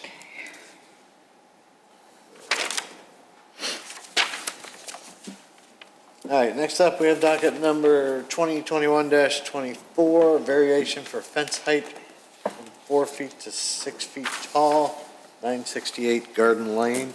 It's not, most of the fence is not even existing, so it's not, we're not adding 2 feet, right? No. It's just granting a 6-foot fence. Yeah. Okay. Yeah. Did you have anything else to say on We it? need to open the public Wait, hearing. Mike has some readings. Maya and Eugene Yakubovich, property owners, seek a variation as required under Title 19 zoning of the Wheeling Municipal Code, Chapter 19-10, use regulations and associated sections to permit a 6-foot-tall chain link fence with privacy screen within the front yard setback along Crimson Drive in the R2 Single-Family Residential District for property located at 968 Garden Lane. A zoning variation is intended to be a method of adjustment to equalize regulations where the zoning code has created an unnecessary hardship. A variation is designed to allow affected property owners the same rights and privileges that others enjoy in the same zoning district. In order to be granted a variation, a petitioner is required to demonstrate through testimony to the Plan Commission at a public hearing that the request meets the standards of the village code, including but not limited to how their individual situation is unique or unusual. Prior to the public hearing, the petitioner provides written statements meant to show that their request for variation meets the standards established in Title 19. The Commission chairperson will typically direct that these statements be entered into the record without a full reading of them at the hearing. Based upon the testimony and supporting materials submitted, the Plan Commission will make findings in support of or against the petitioner's testimony and report those findings to the village board. Thank you. Now, Ms. Nyes. Yes, so petitioners are here because they live on the corner, and so they have 2 front yards where what you're looking at would normally be someone's side yard. It's considered their front yard. So instead of having a side yard setback of a normal 5 feet, they have 25 feet. So they would like to put up a fence starting at the back corner of their house and on the inside of the evergreen trees that are dying and they, due to the soil and other unknown conditions, they can't continue to grow. And when the petitioner met with me, she thought that an open fence would look better if you could see through it. There are other chain link fences in the subdivision, but when I did mention that a wood fence might be more preferable by the Plan Commission. That's what they normally prefer. And the petitioner has stated that they would be willing to go with a solid wood dog ear fence if that's what the Plan Commission wishes. So I thought I would just head that off and go from there. All right. This is a public hearing, so I have to swear you in. So raise your right hand.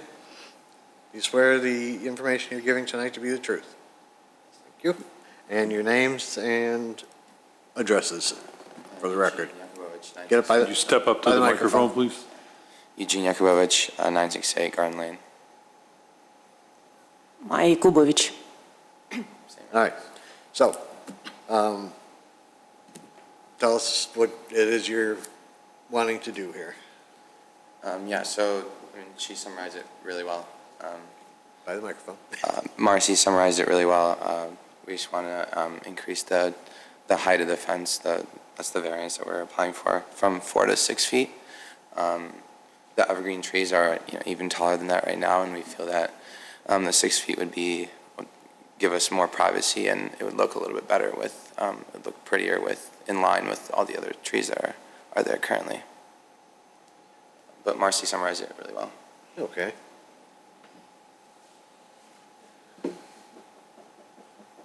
This is a public hearing, so it appears we have some members of the public that would like to speak on this. James Gripek? Give him room.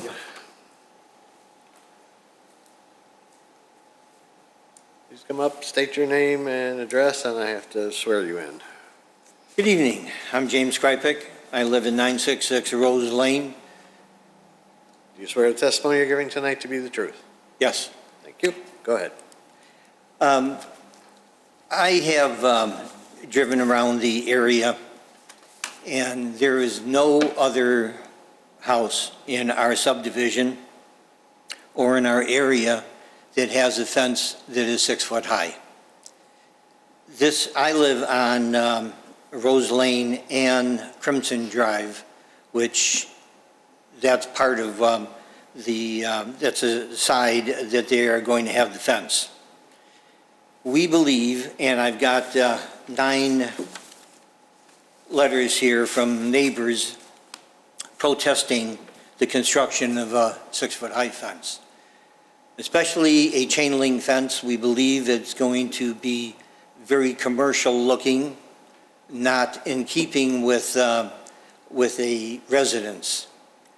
If you go to a construction site, you see the temporary fences that are put up. Those are 6 foot high chain link fences. That just gives you an idea of how high this thing will be and how it's going to look. I've gone to some of these people that could not make the meeting tonight. In fact, some of the people, the owners, have left already. We don't want our subdivision to look commercial. We don't want it to deteriorate by putting, and if you look at the screen, you see their arborvitaes are now got a bunch of holes in them. If they put the fence before or after, it's not going to give them privacy. If they put up some kind of screening, it's not going to last very long. When the arborvitaes die, all you're going to see is this commercial looking fence. So the 9 people that have signed these notes stating we do not want a 6 foot high fence. One of the people that couldn't stay any longer lives directly across the street on Crimson Drive.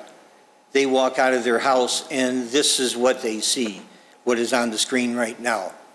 When that's gone, it's going to be a 6 foot high chain link fence. So we are opposed to that.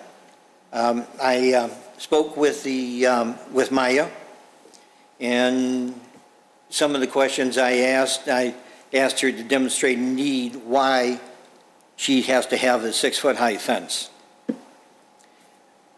They're going to use that for privacy. Well, what about the back of their property? What about the side of their property? They're not going to have any more privacy there. They're not going to have a fence there. So I don't see the benefit. You can have your chance. I don't see the benefit of putting up a 6 foot high fence if they're not going to put up a 6 foot high fence all around your property to give you the privacy that you want. Basically, that's our objection. And would you like to see the copies of all the letters the owners have signed? Do we need You can submit them as evidence at Yeah. a public hearing. Sure. Okay. All right, if you have any questions, I'll be more than glad to answer any questions that you have. All right, well, before you leave, Marcy showed their optional idea of a wooden fence. because frankly, I don't think we would have passed a chain link fence. So they were contacted and then asked if a wooden fence would be better. And I don't know how the neighbors would feel about that now. Well, once again, all the properties in that area, there's like a four block radius. This is Rose, trying to think of the name of the subdivision. Anyhow, nobody has got a high fence. And all the properties that are like mine, in fact, I have a fence, I have a 4-foot high fence. We're not objecting to a fence, we're objecting to what they want to put up. A 6-foot high fence and chain link, no. Not the chain. Be it wood, I don't know how the other homeowners would feel about the wood fence. If it was attractive, I don't see the problem, except the 6-foot high. It's out of character for our neighborhood. Okay. We will take that under advisement. All right, thank you. Is Penny Barros still here? 957 George Lane. Raise your right hand. Do you swear the testimony you're giving tonight to be the truth? I do. Thank you. Go ahead. Okay, this is a residential area. I live in that house for over 45 years. And looking around the neighborhood, I haven't seen a 6-foot fence. There are fences, but not that high. And by allowing 6-foot fence, do you change the code? Because is there a code that says for a residential area it should be 4 feet? So if you allow one person, everybody would do whatever they please, like, fine, we're gonna go have a 6-foot fence also. So that's my main concern. It's gonna start, something's gonna start and everybody's gonna follow, then it's gonna change the look of the whole neighborhood, and that's what I had to ask. That's it. Okay. Thank you. Thank you. I see what you're saying. Yeah. Oh, can I just make one Absolutely. clarification that 6-foot fences are permitted in the village everywhere except the front yard. So they could put a 6-foot fence on any other side of their lot. It's totally permitted. It's just not permitted in the front yard. And the difference is that they have 2 front yards because they're a corner lot. So that's the distinction here, is that this isn't actually a front yard. It's really more of a side yard. And chain link fences are also permitted anywhere in We residential just wanted to make districts. that clarification that they are allowed in residential areas. Can I comment on that? Step up here. They are requesting to put a side and a front fence up. No. So yep, if you go back to the Yeah. drawing, the part that goes, the shorter spot, 23 feet, I think it says? Yes. That is the front of their house. Right, it's off the back So- corner. So, right, back so it corner of will their be a house. front and a side that they'll be putting up. But, Right, they're both in the front yards, yes. All right, thank Yeah. you. and that's the problem. And we get these at least once a month. Yeah, and we're actually in the process of bringing forth a code amendments that will permit this, if passed by the village board. I have a lot exactly like this and have a fence Yeah, much like that. unfortunately, it's not uncommon, and it's just unfortunate on the corner lots. They just can't do what other people are allowed to do around their properties. Even when the fence, the whole reason the 6-foot fence is not permitted in the front yards is because it blocks the vision triangle at the corner. So when we look at these and evaluate these, as long as they're not blocking this corner here, that's really the reason why they're not permitted in the front yards. That front part is going to be 4. 6 is only Oh, this part's going to be 4? Yeah. Oh, and this part's going to be 4. So it's just for this one piece then?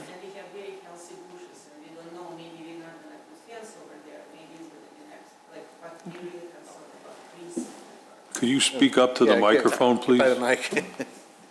So originally, we decided to add that evergreen tree, which we did 3 times. And I called botanic garden expert. I spoke to nursery. We spent 3 times like a lot of money to put.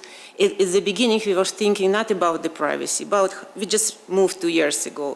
And we decided to, because it's sidewalk, a lot of people walk, we was thinking how it's gonna look, not the privacy. Since we tried so many times, like 3 times for the 2 years, when we call landscaping company, 2 times my husband planted.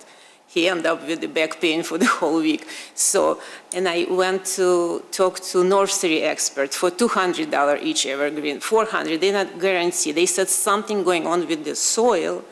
And I spoke to the previous owner and we put the hose for the watering. You know, we did a lot of just to look nice. And then because we have 5-6 feet evergreen tree, so that's why for the privacy, we decide like if you allow just only one side. The other side is 4 feet. And we talked to one neighbors and other neighbors, and I talked to they said, we're absolutely fine. Now, this fence is going inside? Inside, it's gonna be bushes? inside, yes, inside, like 2 feet, like from 1.5, 2 feet inside of, we're not gonna make any, bed for the bushes and for the current evergreen tree. And they all look healthy. We're not planning to remove them. All right. Maybe we will add another, like bushes, but for now, it's big traffic. A lot of people walk with the dog, with the kids, and we need just more. Okay. I take it Annette and Adam are the ones that left? Okay. Oh. Sure. State your name and address, and I have to swear you. Pauline Skrypek, 966 Rose Lane. Do you swear the testimony you're giving tonight to be the truth? Yes. Go ahead. The issue, like I said, is not if there's a fence, we have no problem with that, but it's being a 6-foot. It being on the front of the house, it would distract and it would devalue our neighborhood and our values would go down. We're on the corner, just the other side, and we have also, our side is a front. If we went and did the same thing, it just would really distract from the appearance of the neighborhood and our values would go down. And that's what we're against. Okay. All right. I don't know. Just to clarify now, it's the 23-foot section coming from the house towards the street. That's only 4 foot? That entire length, that length is 6, that length is 4. Yes. Yeah, okay, so from the house to the sidewalk, say is 4, the rest is 6. Do you have a fence in the back as well? In the back is just very large bushes, they're like. No, they weren't proposing to put a 4-foot fence here and a 4-foot fence here and here. So they could put a 4-foot chain link fence there without approval from the Plan Commission. Okay, just wanted to clarify. Okay. Commissioner Yednick, anything? Thank you, Mr. Chairman. Thanks for coming. Yeah, I guess I wanted to restate what Chairman Johnson said, is that we have these very frequently, and the issue is the front yard being the side yard. I appreciate your concern, but I'm not sure how a fence would devalue the neighborhood, so I don't know if I would take that as fact. The other question, I think you just answered it, but I wasn't 100% sure. The new fence is going to be on the inside of the tree line, so it's going to be on the yard side of the tree line, okay.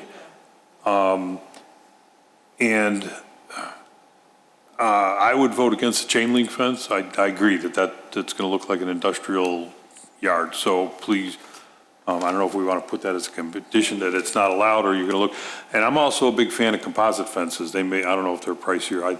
Wood to me ends up weathering and wearing down more than some of the nicer composite fences, and we've approved some of those recently. So if you, when you're out pricing, maybe consider that.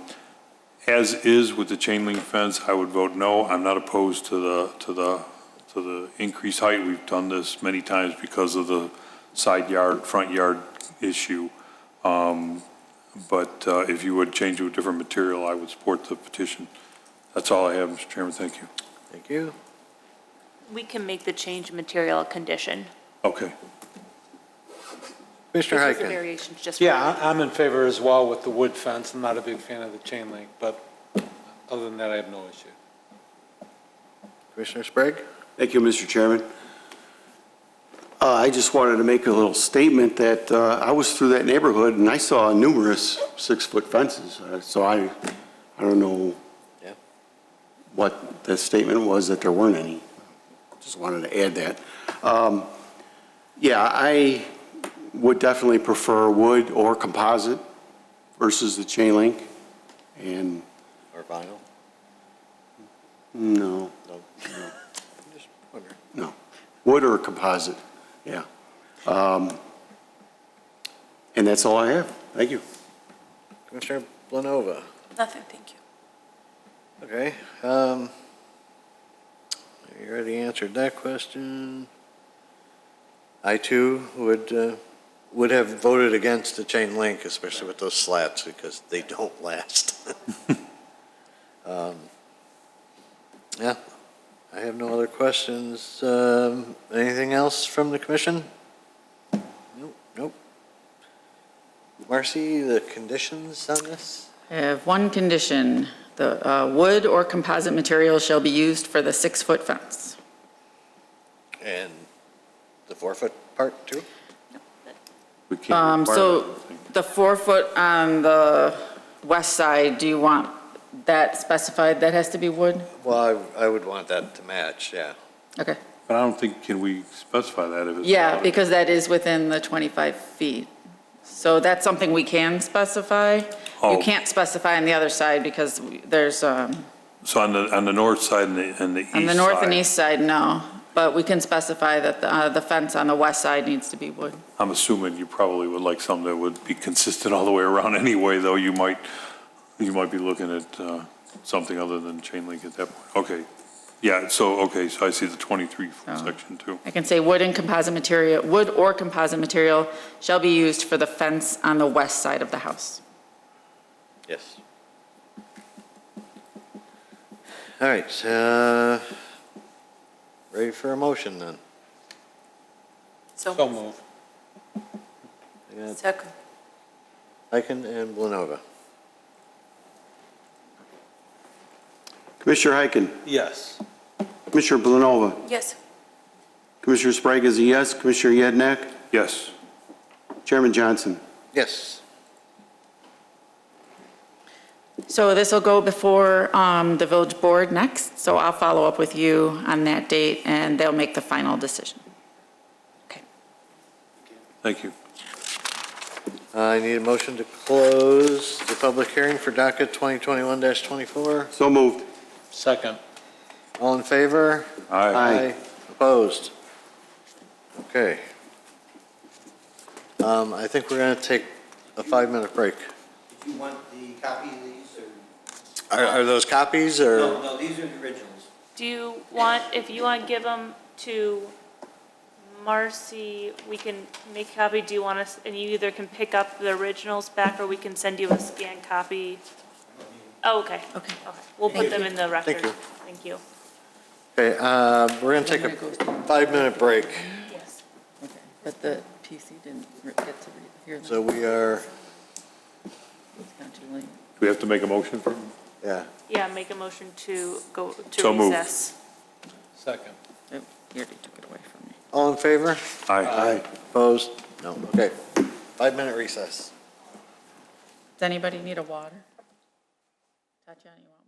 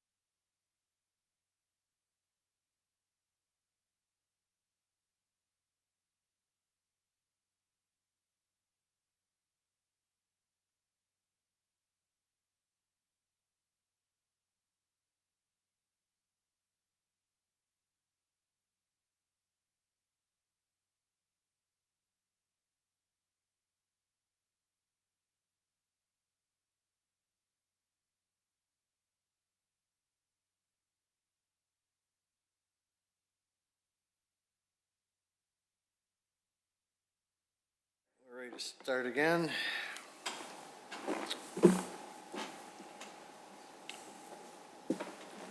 And let's call, next up we have a pair of variation requests for property at 363 Alice Street for Masters Countertops. We have 2021-23A, a variation of side yard setback, and 2021-23B, a variation of rear yard setback. Mr. Secretary?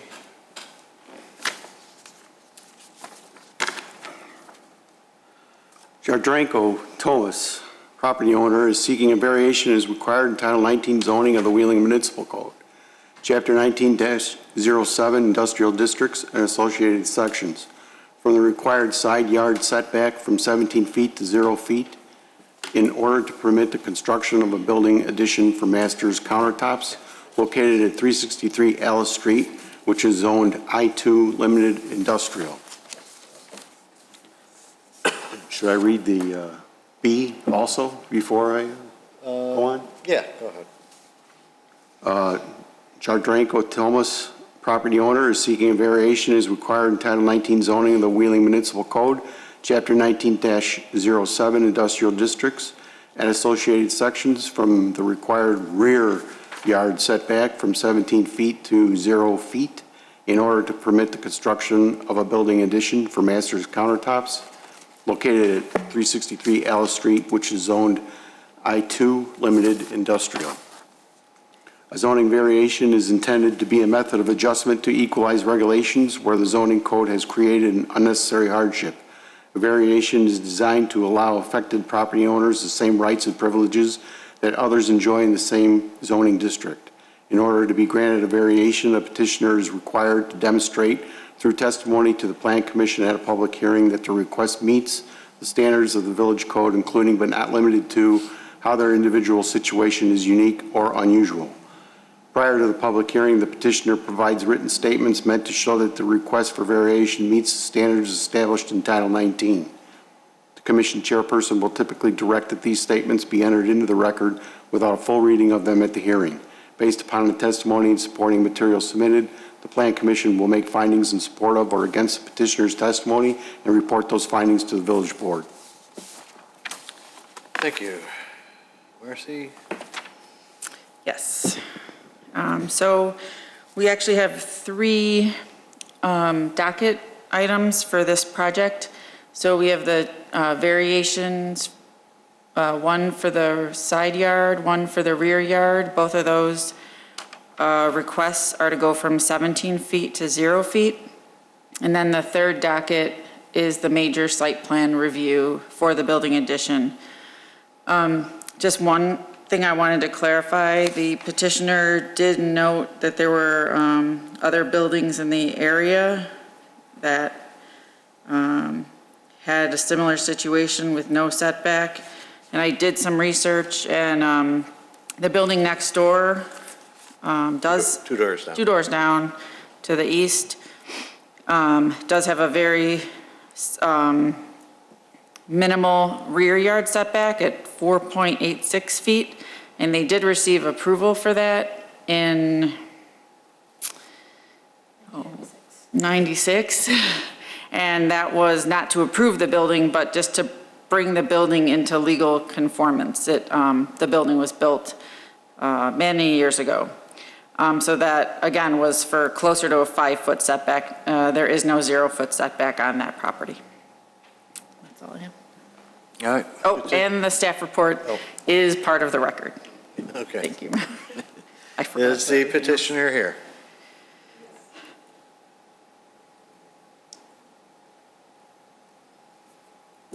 Good evening. State your name and business address, and then I have to swear you in. Danielle Gersick. I am the attorney for the petitioner. Okay.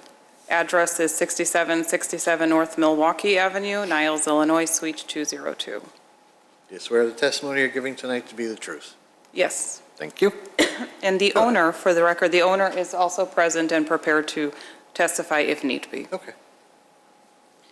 The request that you have before you, I'd like everybody just to recognize a few major things before I go ahead and say everything that you've already read in the application. And being that we're the last ones, I really don't want to go through and duplicate things. But what I think we really need to pay attention to is that there already is a concrete pad that has been approved by the village and that has been constructed and laid out in the rear of that building. So where you see on the drawing in the rear where the proposed new warehouse would be, that is currently an existing storage space for the applicant. That storage space houses the natural stone that is used within his business, and that storage space is on a concrete pad that was approved by the village. And if we also recognize that at the perimeter, we have an 8-foot fence that was already approved by the village and that is separating this property from the rear property, and that fence line is right next to the concrete pad, and that's right at the end of that rear and the side yard. Another thing to remember is that on the opposite side, we do have the 17 feet of green space, and that setback is there. So when we look at the building and when we look at what are we asking for, we're asking to leave 90% of it as it is. And just take that back portion, and instead of having the fence and the concrete pad, we would just basically take the 8 feet that's already there and put a roof over it and just enclose that space so that the existing storage space can be better utilized for the owner and for the applicant. So if we also recognize that the intensity of the use will not change. This use is already there, this use has been there. We have an applicant that has been very cooperative with the village over the years. He sells natural stone, fabricates this stone, and does so within the village of Wheeling, and he has a customer base within the village and within the Chicagoland area. The neighborhood in which this building sits is a very industrial neighborhood. So what we are asking from this commission is to just keep in line with what is going on. While we do recognize that the village has setbacks for a reason, in this particular area, we do go 2 doors down, and we do have this very massive building that it appeared that there was no setback, but thank you for that clarification. There is a very small setback from that neighbor 2 doors down. Our building will still allow for any sort of emergency vehicles to access the premises, because if you look at your picture, where you see those concrete slabs, that's where this would be enclosed, and we can't get any emergency vehicles back there anyway. So we would just be, again, if you recognize the request as just looking at what you see, look at what you see, and just instead of seeing the concrete slab, you would see a wall, so that what you see is not visible to the residents. What you see would also be protected from the elements, because this natural stone fades away with the sun. The snow is very bad for it, and it should be protected from the Chicagoland weather that nobody really knows what it's going to be like. But it's not moving from where it is. We're not asking to cut away the parking lot, the parking spaces, or anything that you see. We're just asking to close it in. And with closing it in, we still maintain the access for emergency vehicles here. If we look to the left of the building, there's enough access for emergency vehicles to the left. We can also access the side of the building from the neighbor. So there is plenty of area, if God forbid there is a problem, that your emergency services can make it to this particular location. And if you keep in mind that this is not a change in use and not a change in the intensity of use, so any environmental conditions that we would be addressing don't really exist. We're not doing anything that we already haven't done.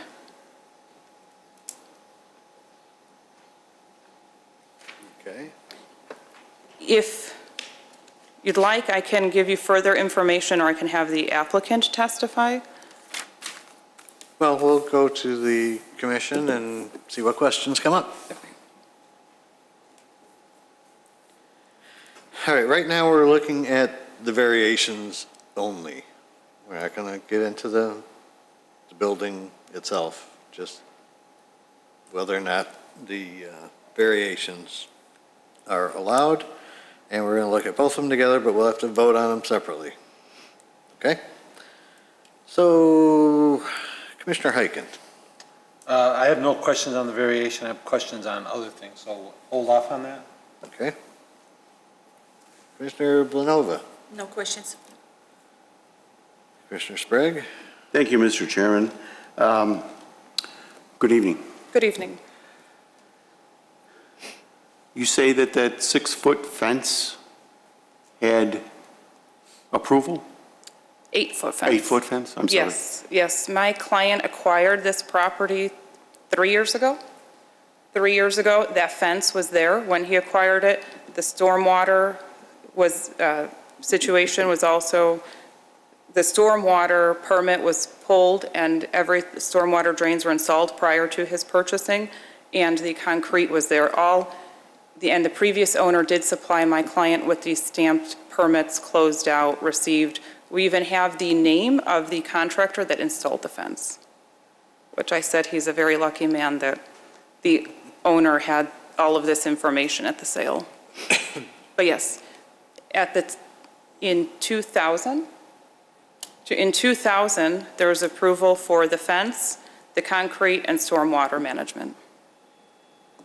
I take it that was a variation then on the fence, do you know? There was a permit.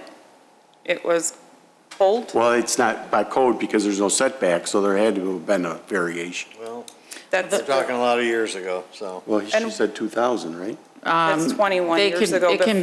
It's supposed to be 1 foot setback, but I think when they, Oh, okay. when they pull, in 2000, engineering was issuing permits for concrete up to the property line. That wouldn't happen now. I couldn't find the permit approval for the fence. I only found it for the concrete and the stormwater. But I'm not saying you don't have it, I just couldn't find it. We'd gladly supply a copy of that. And one other item to remember is that we purchased the building. From the date of purchase, there was no substantive exterior modifications, nothing major. The only modifications were interior. There were permits pulled.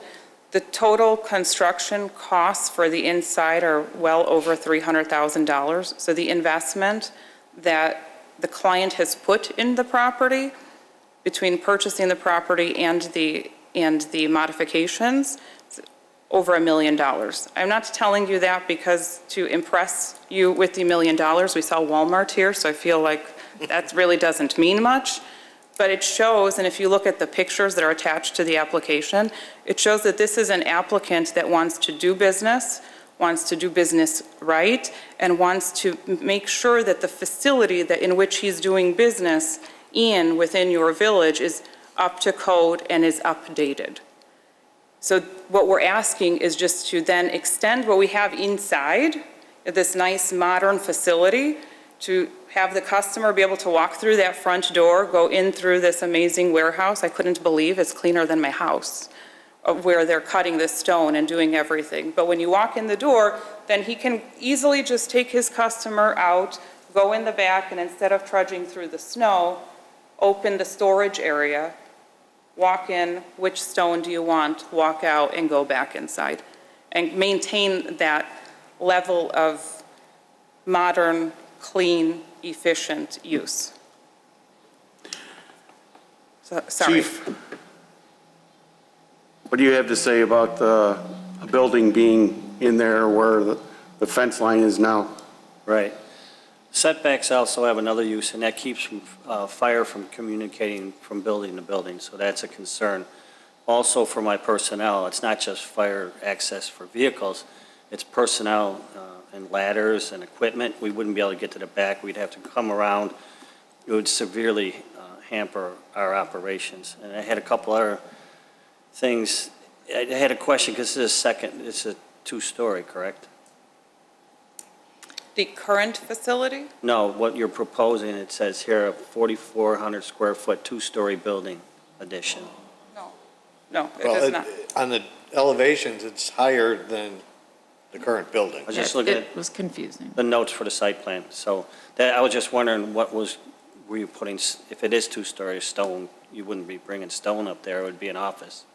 There's no second story. Okay. So there is some confusion, and we can modify that, and we can make, if we get to this approval point, we could make that a condition that there's only one story, that it would only be used to store this particular I think this material.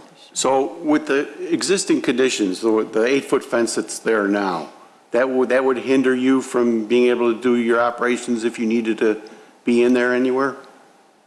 Correct, because the building would be going up to the property line. Right, but and we'd be 10 feet away from the next building, and they could put a fence up also. So it's not so much the fence, it's the building up against the property line. Because who knows what the neighbors are going to do down the road. And I also would want the applicant to know that with this size addition, it would have to be fully sprinklered. That just has to be factored into his, not the entire building, I don't believe, because I think it is sprinklered now, but the addition would have to be sprinkled. If you're going to speak, please come up to the microphone. It has to be sworn in. Are you ready, Let me swear you in to make it official here. Yeah, my name is Jadranko Tomas, business address 363 Ellis Street. Raise your right hand. Raise your right hand. Do you swear the testimony you're giving tonight to be the truth? Yes. Thank you. So I would like to clarify two things. It's Get up by the it's a mic. not two-story building, it's a single-story building. The reason that the back addition is higher than the front is because I need to install the crane in there to be able to carry the stone out of the building. I can't go with the forklift anymore when I enclose it. Right now I'm using forklift. So I can clarify that. And I think there was one more question. Are you ready to put sprinklers in that? Oh yeah, back section? definitely. All building is sprinkled right now, and I know that's a code as a addition, enclosed building has to be sprinkled, so I'm willing to cooperate in anything that needs to be done to put in a legal perspective. Okay, we got off the variations a little bit here. So that's a good argument that the fire department makes, that once there's a building there, a fence can be removed if need be in an emergency, but a building is another whole story. And if they can't get around and do what they need to do if there's an emergency, then I can't see going all the way to the property line with the I'll building. try to clarify this a little bit. So I'm keeping on that back side of the building stone. Stone is thousands of pounds and is not movable. So it's like a 2,000 slabs right now stored right there. So if the fire department needs to come to the back side of the building, they're not going to be able to go all the way to the fence because there is stone anyway. So it's storage area. So now if we build a building there, that's not going to change. So, access is going to be absolutely the same. I was looking on the Google map to see how easy it is to access the back side of the building if we build a building and the neighbor. It's very accessible. The size of the building will be 100 feet. The left side parking is completely accessible all the way to the back side, neighbor parking.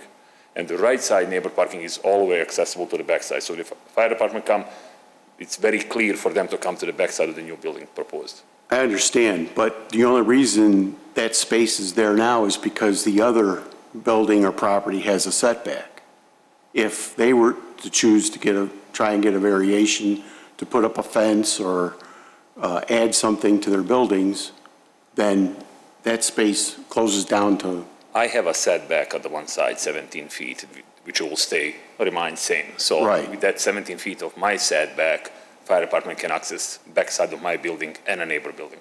May I just respond to Sure. part of that? Sure. Come on up by the mic Yes. for our vast television audience. But what we're looking at is the request today. I am not minimizing the possibility of a request tomorrow, but at that point, if somebody else is asking for a setback to reduce all of this space that the chief's people will need, I think that's something that this board would have to consider at that time. We're prepared. We have all of the side access points, as my client said, And if we look at the proposed industrial addition, I think you can better see, and maybe we can all look at it together, of where these access points would be for the fire. So, Yeah, that's a good picture. but I think, That's 17 feet of the setback is right there, and that's my property. And fire department can go through that 17 feet all the way to the back. Do you have this That's one? not gonna be fenced. Oh, I don't have the aerial. oh, you didn't put, oh, I guess you could see it kind of here. because the aerial shows all of the neighboring properties. You can see here that here's the driveway here, Right, and here's the open space here, and then here's open space here with the driveway with the on drive. that side, correct, that's the driveway, right there. So you have a driveway there, you have our driveway, and then in the back, you have that rear setback space. And then if you go immediately to the left, so, There's an aerial picture on the other document that's attached to the major site plan review. Right, but it might not be in the presentation. Right, they have the document have you're this talking, yeah, they have that document. It's just not in my presentation.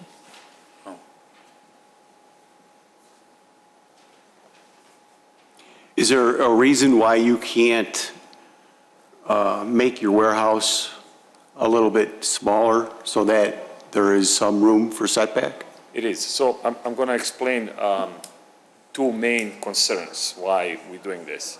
So when I bought the building and when I built this business, I thought the back area I'm going to store a slab. I knew I'm going to store a slab at that time. Two things I didn't know. I didn't know that if you leave exposed, today natural stone is not no more, you probably guys know that, marble and granite now is 95% sold man-made stone quartz. I didn't know that the man-made stone, if it's a 1 month exposed in the sun, change color completely. I had two slabs, like a one full slab and another half sitting on it for 15 days. When I take that half slab off, this one have two different colors now.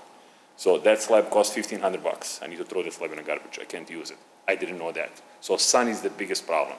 Second biggest problem is access when it's under snow, 2 feet of snow. You need to bring the customer there. Now people doesn't want to see the small sample in my showroom that I have. They said, I want to see the whole slab. Now is all those veining popular. So I need to bring the customer in the back. How am I going to bring somebody in the back under that condition, 2 feet of snow? And then employees, of course. We carry that stone with a forklift clamp. You know, they need to take off the snow. I thought I'm going to be able to tarp it. So I said, I'm going to just put a tarp under each bundle, but that's now the biggest problem. If you put a tarp and the snow and ice go on it, you cannot remove the tarp without tearing it. So I just didn't know that. So I kind of over-invested a little bit into the building. I mean, that's my business. I know it's not yours, but I built unbelievable brand new machinery inside. I kind of done it well. I cut all those, triple basin sinks to drain the water properly, and all that stuff is already done. So now it's impossible for me to move all that. It will be huge damage to move all half of that and kind of make it half of the it's not doable. I have to keep that storage outside, but I just need a roof. That's all. Yeah, I have a hard time with the setback because they're there for a reason. and I'd like to point out one thing, if you look at your packet on the setbacks, I just pointed out to the chief Step up to the mic, please. where the access points could be to get to the rear of the building. So we have our driveway, our setback, and then one neighbor's driveway. This is in that worst-case scenario. I believe that should satisfy this concern. If we look at that neighbor 2 doors down, the access to the rear of their building, I think, is a little bit even more concerning. It's a larger building. You have a driveway. You have this on the right side of that building. You have on the left side of that building. If somebody needs to get to that part that's built out, to that rear setback, there's no way other than the left or the right. There's no access point from that back. But the distinction is you're looking to add on and create the setback, and that building already had an existing setback. Oh, I'm not trying to show you that we're asking for the setback for the same reason, but what I'm trying to point out is if that fire and emergency services works 2 doors down, we should be able to work 3 doors down with 3 access points instead of 2. So it's not this, I understand we are asking to enclose the space, but the space itself is still conducive, I believe, to what everybody needs here, if we have these points. And we're happy to work with the village about increasing the sprinkler systems, about what kind of material. We had proposed a few different types of materials in order to ease these concerns. Is there a concern? Yes, I'm not ignoring a concern. What can we do to solve it? I think I pointed it out. I know, everybody has a different opinion on what is possible and what is necessary, but I think it's doable, especially considering that what we have back there, no person can move it if it needs to be moved. It is storage. That fence is there. This is what we bought. We didn't create it. It's here. We have this unique use, and how can we just make it better for the village? That's my point with that. I did want to point, because I think Commissioner Sprague, I'm not sure if there's a point of clarification on your question, because I think you answered, when he asked why can't the addition be slightly smaller, it seemed like your answer seemed to address the fact why you can't fit everything in your existing building because of the machinery. Correct. Is there a reason why the addition couldn't be slightly smaller so that there could be at least some setback that wasn't 0? That's a good question. There is a reason, because those slabs have a certain size. They come only as a 135-inch long, and in order to put crane and put those slabs and make aisle in between, like a 2 roll of the slabs, I need to have a certain space to walk with the crane. And so let's say if I have to do setback 10 feet, I'm not going to be able to put 2 rolls of the slab. I'm going to just put 1 roll of the slab. In that case, investment of whatever, $500,000 to build that addition is not completely worth it. So then I better don't do that. Okay. So that's the main reason why size of the slabs require that much space. What's in the back? What's now enclosed? I'm not asking for more. I mean, I cannot ask for more. This is property line there. I'm just asking whatever is right now there, just to enclose somehow. Let me ask, Chief, are you more concerned with the back setback versus the side, or? Right, the side setback. Against that south building? We can work with that. It's the back setback and the fact that we have access. It's doable, but we're going through other people's property. Right. And you don't know what they're going to do with their property. You know what they're going to park there. We don't historically. We have setbacks for a reason. We have fire lanes for a reason. And is there any acceptable amount that would be less than the 17 feet? that's up to you guys. Right. I understand, but I meant as a, Yeah. from your Yeah. perspective. We can make things work. Yeah. Okay, well,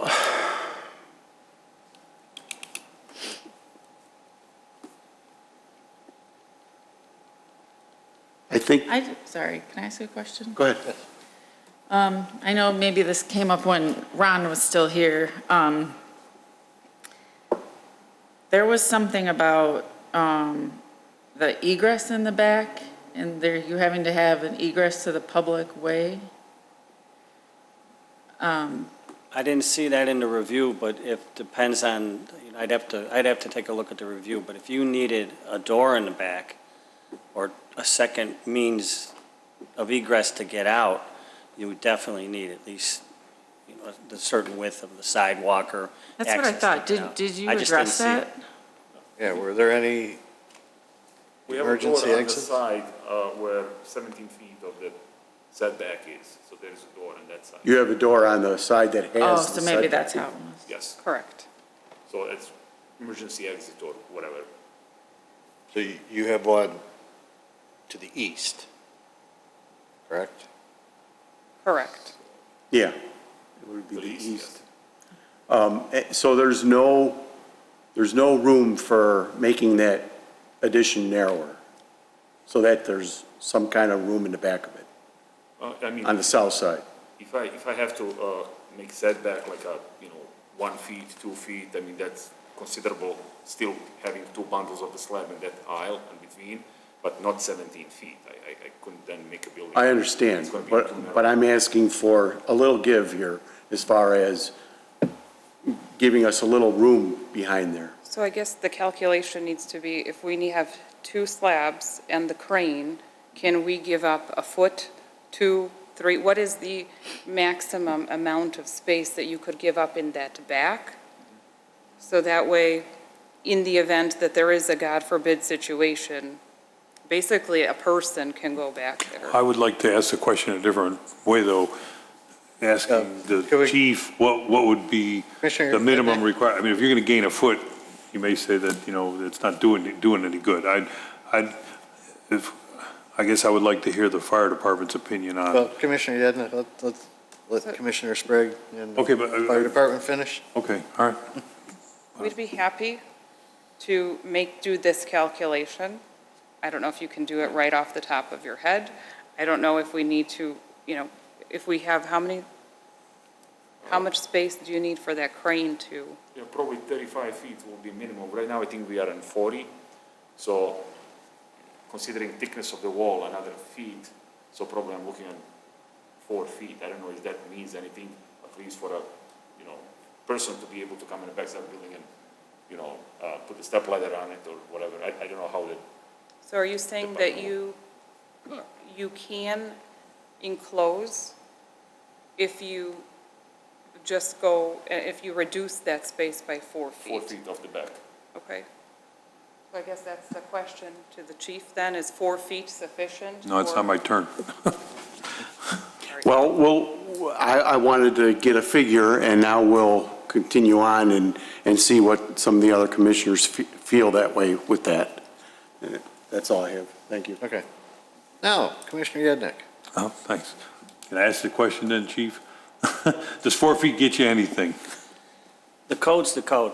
So you're asking for hypotheticals. And basically, we're putting my people in an enclosed area. You have a fence to the side. If in an event of a collapse, in an event if we have issues there, you're stuck between a fence and a 4-foot area and a wall. So again, setbacks are there for a reason. And if you're asking me, that's my answer. What if he gave you 4 feet and tore down the fence? Because I'm assuming that if he has a wall there, he doesn't need the fence anymore. And you would, but then what if If that's his fence. What? Yeah. If that's his fence and not the neighbor's Yeah, what if the fence. neighbor puts one up? It is? Oh, It's my okay. fence. Yeah, everything is enclosed. Okay. Is the building replacing all the fence around where the fence is now, where the building's going? Is that going to replace all the fence? Not all of the fence, just back area. What about Where the this- building will be? Yes. What about the side area? The 42 feet on the west and the 100 and something feet on the south, you're going to tear that fence down, right? That's what I thought, taking fence out and just building the wall instead of fence. That was original idea. Only for that back area and a little bit of the side. And then the rest of the stay fence, because that's a parking area, which is enclosed. So then, I guess, to the chief, then again, if it was 4 feet and the fence is torn down, does that give you some leeway or make you more comfortable, or are you still 100% uncomfortable? It would make me a little more comfortable, but there's no guarantee the property owner to the south can't put a fence up 1 foot from their property line, which apparently would be how close to the building? You'd give me 2 feet or 4 feet?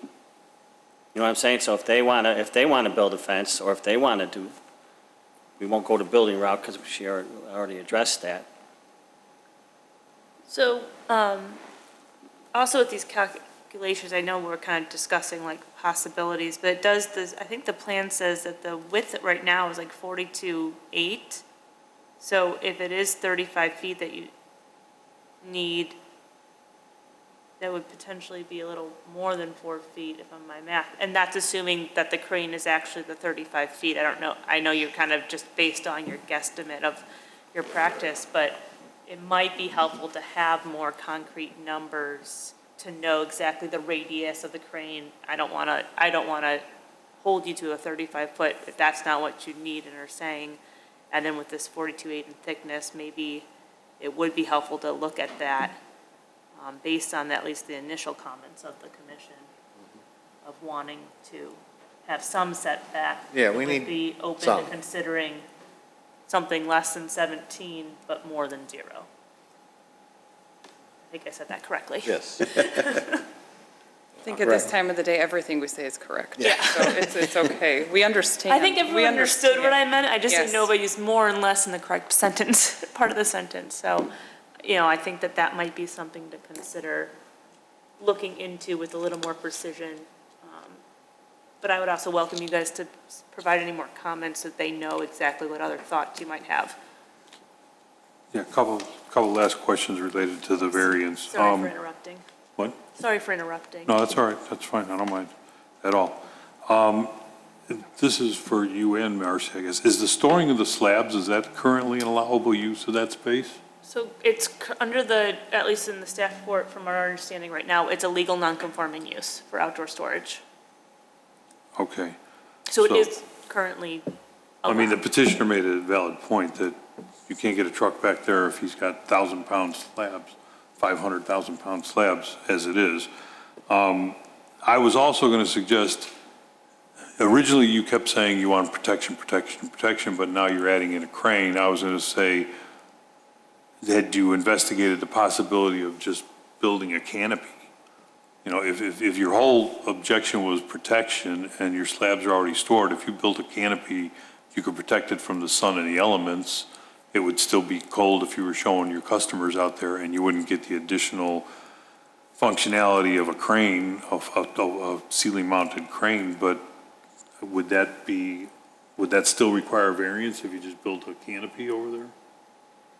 I mean, I've seen those industrial things like people park their RV under, it's open. Right, an accessory structure would still have a setback, but it We'd probably be more lenient with it. wouldn't be 17 feet. I can tell you what it would be. But I mean, is that an option? Yeah, if I cannot build a building, I'm okay with canopy, because anyway, that's not gonna be, doesn't have to be heated. Like you just said, I don't have to, I'm gonna bring the customer, I'm bringing customers right now Right, over it's the 17 weekend to show them, and they're okay, they put a coat on it and see the slab, that's what I like, that's fine, that's taking like a minute. So that would be fine, as long as I can protect it from sun and elements. Well, I guess the question, then, why did you jump to the building? As a business owner, I think I would want to do the cheaper option if I'm going to get my objective. Did you look at a canopy from the get-go? And I can't tell you how to spend your money, but I don't know if I want to build a whole building unless the big thing. I also noticed, and we're diving into the form, but you really redid the other inside of your other building. You're going from 4 saws to 2 saws, so it sounds like this building is serving more of an objective than just protection. So is it true that it's just protection, or you're actually redoing your whole inside showroom and everything? No, it's a protection, it's definitely. Okay. Well, that's a thought. I don't know if you get voted down, come back with a canopy, I guess. That's all I have then, Mr. Chairman. Thank you. Okay. All right. I'm not sure where we stand now. I think everybody's okay with the side yard variation. It's the rear yard variation, and we want to see some setback, but we don't know exactly how much you can offer if the building gets built. So until you come up with that dimension for us, we really can't Is it going to be more than? say anything on that setback, right?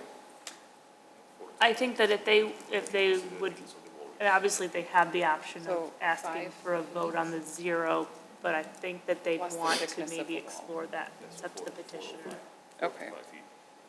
I'm saying you have the right, obviously, to have a vote on your petition as proposed, but given the comments, you may want the continuance to explore this idea of a reduced request, and so it's up to you. to continue, to ask for a continuance to explore it, or? Do you want to come back next month and go through this, or do you want, can we take a few Yeah, minutes? that's So I fine. can just go through the, Yeah, you know, yeah, what's that's fine. Okay. And we still have to talk about the building, right? If we're gonna do that tonight, yeah. Yeah. If we want to continue everything, we can. Because that has issues.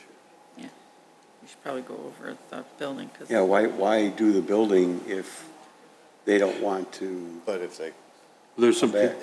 questions Yeah, related there's to the things that building we that they should might be want to take back with them, I think we Then can we just have to initial do the comments, but if. like the CMU and Yeah. and other things. So maybe we do some. CMU, he's got to put in a Chairman foundation. Johnson, Can't build a wall on a concrete slab. there's some questions related to the building they might want to take back with them, like the CMU. Yeah, And so we Yeah, might want to have that discussion. absolutely. I think that's fine. We can There's a do- few things. Yeah. Okay. We're back. We're back. And we thank you for that. And we would ask for a continuation Okay. so that we can come back with a revised plan to show what kind of rear setback. So I'm understanding everybody correctly, the side setback isn't the issue, it's the rear setback. I'll take a quick look back. Correct. You're okay with the side? You're okay with the sides? I would like to hear the chief's opinion on the side. Is he okay with 0 on the side? I didn't know we had made a heavy distinction. I think we talked about the back a lot, but we Right. didn't talk about the side. And you're saying 0, 0 on the north, or on the west side, the west property. how far is it from the other property? They've got at least, 30 feet, around 30 feet? yeah, they've got plenty. That doesn't concern me. Okay.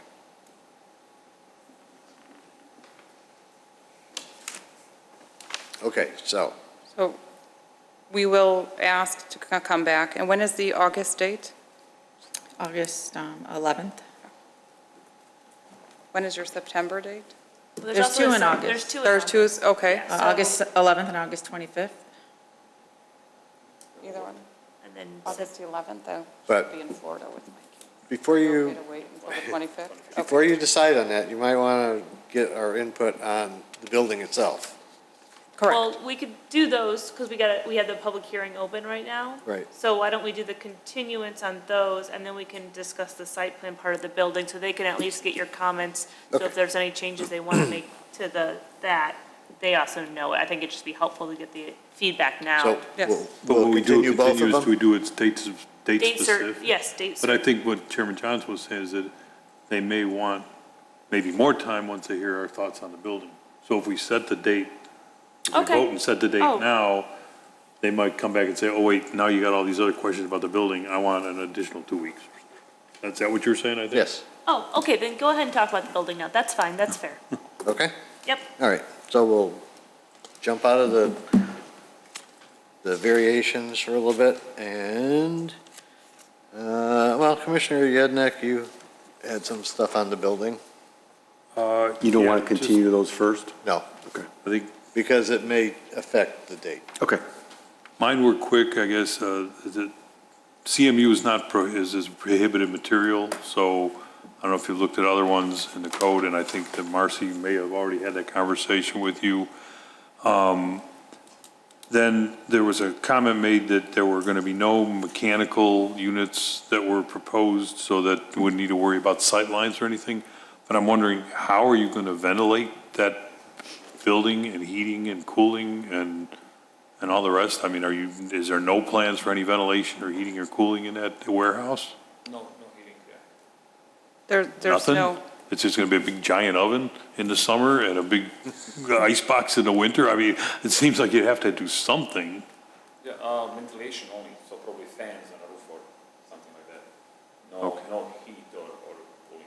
Would those be mechanical units that we would be Would you be concerned with? putting a unit on the, No, it's not going to be anything big enough. No AC, definitely. So I don't know about space heater. I think that the architect, he suggested space heater only inside the building and a ventilation on the roof. That was his suggestion, but no AC. Yeah, so, yeah, so any sort of structure on the roof, we would need to see that. Or any sort of unit. but if it's just a hood from a Right. fan, then Right. that's fine. Okay, But and anything then, big oh, go ahead. And then the other thing you mentioned was, right now you just have the one access door. Well, you have an access door that goes from the warehouse to the existing building. You have an access door that goes out from at the north plan. You mentioned in the discussion that an access door on the east side of the building, but it's not shown in here, so Chief, how many access doors would that kind of a structure require? I'd have to look at the review. Okay.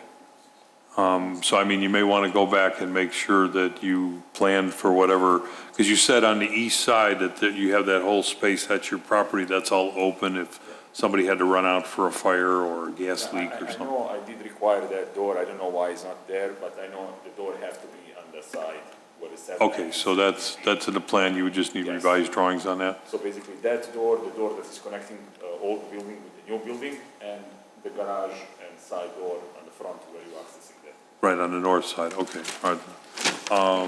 As far as, wait, did I have another question on the building? I also know, the parking spaces, I know that was a concern of staff. I went back and counted it like 2 or 3 times. The staff report says there's 22 spaces, and so you want a reduction from what's required. But I'm only counting 21 parking spaces. I don't know where we're counting 22. So it would be on the one, They came up with the new picture, because staff had a concern saying that with the new building, well, right now you don't even have all the parking spaces that I think are required, but now you're adding additional square footage, so that would increase. So you would want to be requesting a variation on the parking spaces when you come back, because it's not per code now, but the ones that I counted on the drawing is only 21, but the report says 22. So it is 22, the drawing here shows 22. 15 and 7 is 20. So just some Did anybody else clarification. count 22? I counted a bunch of times on the drawings that I had. So just to respond to 2 of your points. Okay. Parking spaces, we went back and forth, and there was a miscalculation, and we will go back with our architect to calculate. If staff's calculation is correct, that it's 25, not 22, we'll figure, if it really is 25, then we'll come back and ask for the variation to stick with the 22 that already exist. So we do understand that. And when it comes to the building materials, we do absolutely understand that it has to be up to code. One of the questions that we had talked about is, can an all-block building, would that be allowed, and then do the CMU on top of the block, or do brick on top of the block? So these are things that we do recognize are outstanding for you, and we will address them with staff. Okay. I just thought I'd let you know. So Thank you. Coming back for a continuance. That's all I have, Mr. Chairman. Thank you. Let's see. Commissioner Heiken, since we're down at that. Yeah, my only question, and not to complicate the parking issue, which was already brought up, I don't see any handicapped parking there. We'll make sure to delineate that on the updated plan. Okay. That's all I have. All right. Commissioner Blanova. No questions. Commissioner Sprague. Thank you, Mr. Chairman. Most of mine have been asked. I just have a few left. Staff was concerned that there was no spec sheet for the lighting. You will provide that for them? Yes. Okay. And then the fence that's left on the west side, are you planning on leaving that, or are you going to rebuild it, or? Just leave it. Okay. And then trash containers It's already in the back. in the back? It's going Of to, the fence? behind the gate? Correct. And you'll have room to keep them with the addition? Yes. So do you want to clarify which gate? Not in the back of the building? Right. On the back of the gate. Right. That would be in your way. Right, The gate correct, that's on the west side? correct. Yeah. So right on that other side. Correct. So that takes up some more parking spots. No. It's not going to be on the side where the parking is, it's going to be next to the building, all the way in the back. But right next to the building, next to the wall. Against the existing building? Correct. I see. So like right now. So where they're at now, you're just going to move them south? Yeah, farthest as can be. Okay, I believe it has to be behind the fence. yeah. If it's in the public That's what you view, then said. you need to have right, but if the gate's open, Oh, so we'll have to talk to the Okay. director about that, because if it's in the public view, it has to have a trash enclosure. So we had previously given you the comment that it had to be behind the fence, so then that's gonna take up parking. Yeah. So that's something you have to look at. We can look at it and we Yeah. can discuss that more with staff. Yeah. okay. That's all I have. Thank you. Okay. All right, so let's see, we've covered the CMU part. How many employees are involved with this? Four Four? employees. And there's some independent contractors that come in and out, but the independent contractors are not there on a daily basis. They're not 9 to 5. It's basically installers. And do they store vehicles there for transporting, or they come with their trucks? And No, there's Pick up- company vehicles there, 3 company vehicles. Okay, And are those the vehicles that you use to transport the Yes. stone around? Yeah, but they're there overnight, that's vehicle that stays behind the gate. yeah, I'm just trying to get a feel on the parking. Because There is not really, right now, I'm using 7, 8 parkings. yeah, So with 22 that is here in the plan, it will be, customer usually they come either 1 or 2. I never have 5 customers at the same Right. time. yeah, So for and me- the reason for the number is strictly square footage, right, Marcy? Yeah. So, For me, it's sufficient to have 10 parkings. yeah. Okay, And the increase in the number is the increase in the storage unit Right. in the back. That's just the, yeah, it's a catch-22. right. It's different if I'm gonna have more offices in the back or something like that, like Chief said, if it's a second floor, so you have additional office space, then yes, you can hire Yeah. another 10 people, but I'm not making office, it's gonna be just a warehouse. Enclosed. Okay, the existing concrete pad. I don't think you'd be allowed to just build walls on it if it doesn't have a foundation around the outside of it. So that existing pad doesn't really mean anything to, There's a 7, what did you say? 7 inches? It's 7 inches down, and if we do and we'd have to talk to the building departments with Yeah. requirements to see Because- if it can be an all-block building, if that concrete pad can sustain that. yeah, I think they would still want, not a building construction engineer, but I think they would still want a foundation around the outside edge. If they're gonna let me build a building, If- then I'm gonna yeah. have to do the new foundation, new concrete pad, everything has to be new. So- If they don't, then it stay as is. Be prepared for any little surprises. And that is, so just one thing to think about too, when it came to the building material, our first look at this was why not do this with the steel buildings?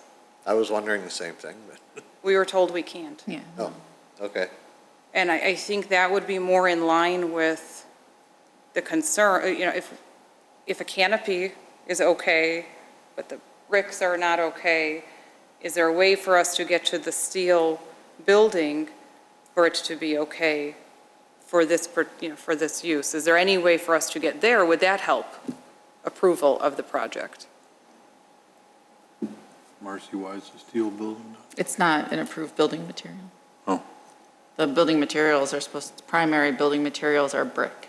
Well, I'm thinking of the airport buildings that are going It's up. different in the airport zoning district.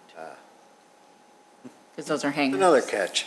Correct. So, We're I not mean, going to make brick hangers. Would they be able to ask for a variance in that case? I don't know how you deal with that because it's in the design guidelines. What? It's in the design guidelines. Oh. So how do we deal with that? Well, I'd have to look at how the design guidelines are referenced, and see, but you would be able to get relief from it.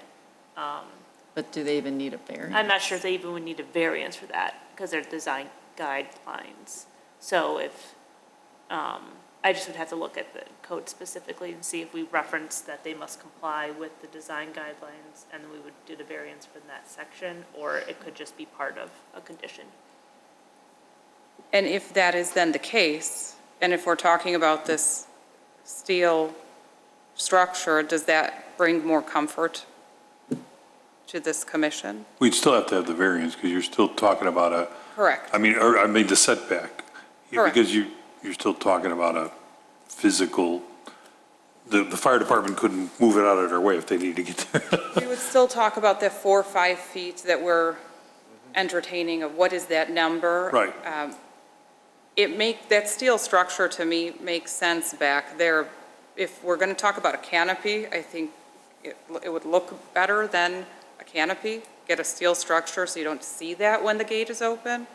And from the rear, if again, something is so horrible, I think it's an easier. Yeah, I would think there'd be some relief for a non-conditioned space. I mean, it's a hangar. Right. And if that is the case, I think the analysis should be a little bit easier. One thing that I noticed when I was purchasing the building, I was looking all over the buildings, so I visited, 50 buildings.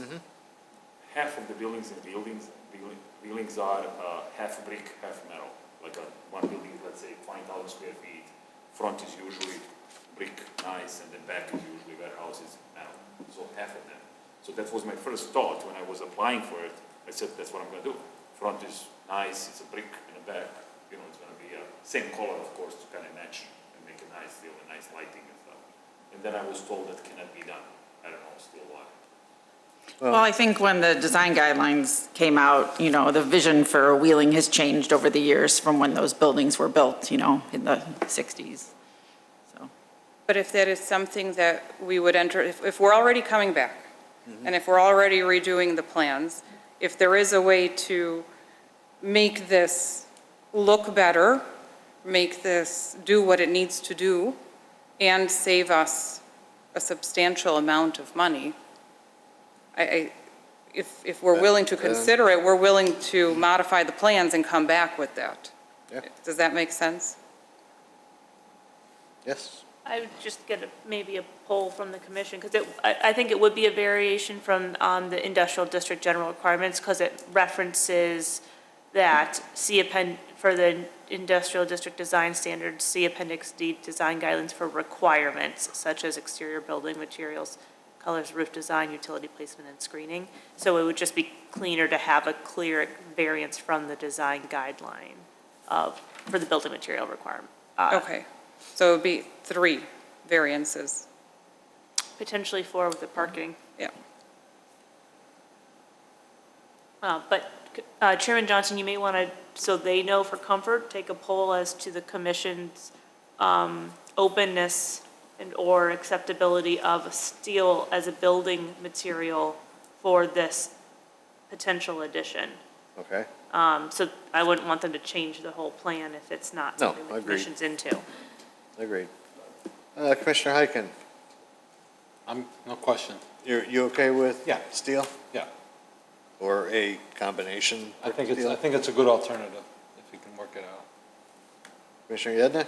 I thought steel was an industrial building material, so I don't know why it's not allowed. So yes, I'm definitely okay with it. Commissioner Blanova? And Commissioner Sprague? Yeah, it's a warehouse. I would not have a problem with it. And I'm okay too. It's a non-conditioned space. If we can work something out. So with Maybe. these changes, do you want to come back in August? I mean, we even make, Maybe other across- buildings have a 4-foot knee wall Yeah. of brick, so I think so. we're going It's against up to- standards that we normally do. It's up to the architect. Well, I realize, but How responsive is he going to be on this? And this is, you can see I it think from the so, street, because so we maybe wanna they're gonna need to submit it. keep their gate shut. well, what I or was something like that. gonna suggest.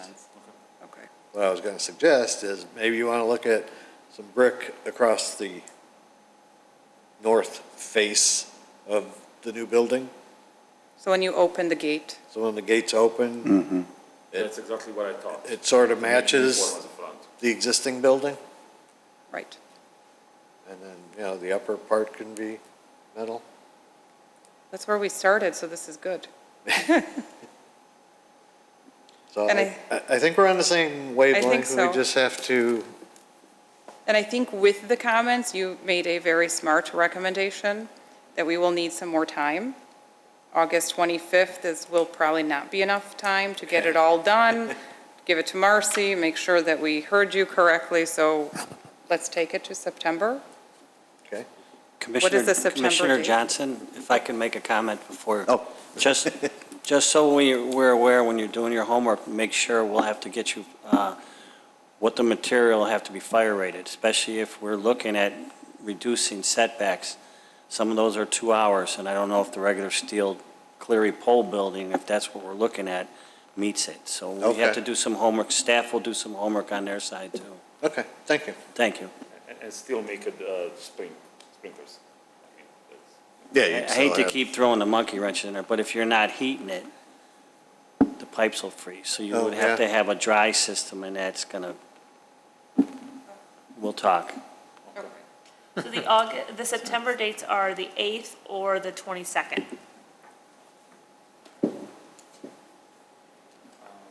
I think the 22nd, because the 8th is right after Labor Day. So Right. that means people aren't going to be working, so it does put us back. You won't be. Do we have to set a date right now? For the variations, yeah. We can't just say. Well, let's do the We have to 8th. do a date certain Oh, for we the have to do variations. Let's, We could do the earlier date, and if you end up needing more time, you can always, we'll Right. just continue Continue it it. on the date to the next date, because we just have to have the date certain. Yep, So if that's you want to fine. do the 8th, and then if you find you need more time, sure. Well, let's do it. So, what was the 8th? Yeah, so we'll continue all of them to the 8th? Yes. yes. All right, so I need a motion on 2021-23A to continue to a date certain of September 8th. So move. Second. Villanova and Sprague, Voice vote? we can voice vote that. Roll call. Roll call. Commissioner Villanova. Yes. Commissioner Sprague is a yes. Commissioner Yednak. Yes. Commissioner Heiken. Yes. Chairman Johnson. Yes. Time here. No, I messed it up, so I missed it all. Oh, So, it's okay, I have it all. all right, go ahead. And I need a similar motion on 2021-23B, So moved. the rear yard setback. Second. Yednek and Villanova? Commissioner Yednak. Yes. Commissioner Villanova. Yes. Commissioner Sprague is a yes. Commissioner Heiken. Yes. Chairman Johnson. Yes. And then we need a motion to, let's see, to continue 2021-27 for the major site plan review. So move. Second. Commissioner Villanova. Yes. Commissioner Sprague is a yes. Commissioner Yednak. Yes. Commissioner Heiken. Yes. Chairman Johnson. Yes.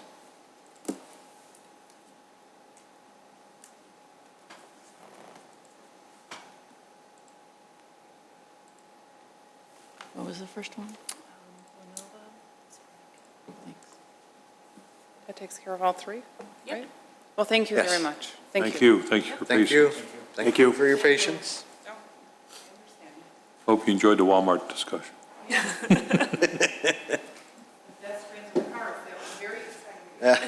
They're open 24 hours. You can go by and pick something up. Yeah. Thank you. Thank you. Okay. Now we have to do the London Crossing motions. Yes. So for docket 2021-25, we need to continue that to August 11th. August 11th. And I need a motion on that. So moved. Second. Is that Commissioner Heiken? Yes. Commissioner Heiken. Yes. Commissioner Villanova. Yes. Commissioner Sprague is a yes. Commissioner Yednak. Yes. Chairman Johnson. Yes. And Docket number 2021-26, the preliminary plat of subdivision for London Crossing. We also want to move that to the same September. August 11th. August 11th. So moved. Dates. Second. Commissioner Sprague is a yes. Commissioner Blanova? Yes. Commissioner Yednak? Yes. Commissioner Heiken? Yes. Chairman Johnson? Yes.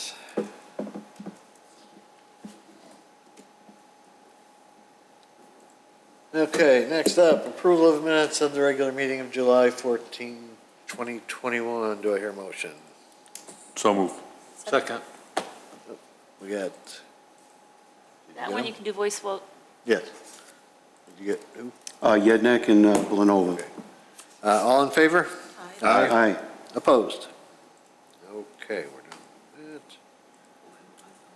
And we're getting to other business, so we'll give Marcy a few minutes to catch up. Commissioner Heiken, any other business to discuss? Nothing for me, thank you. Commissioner Yednak?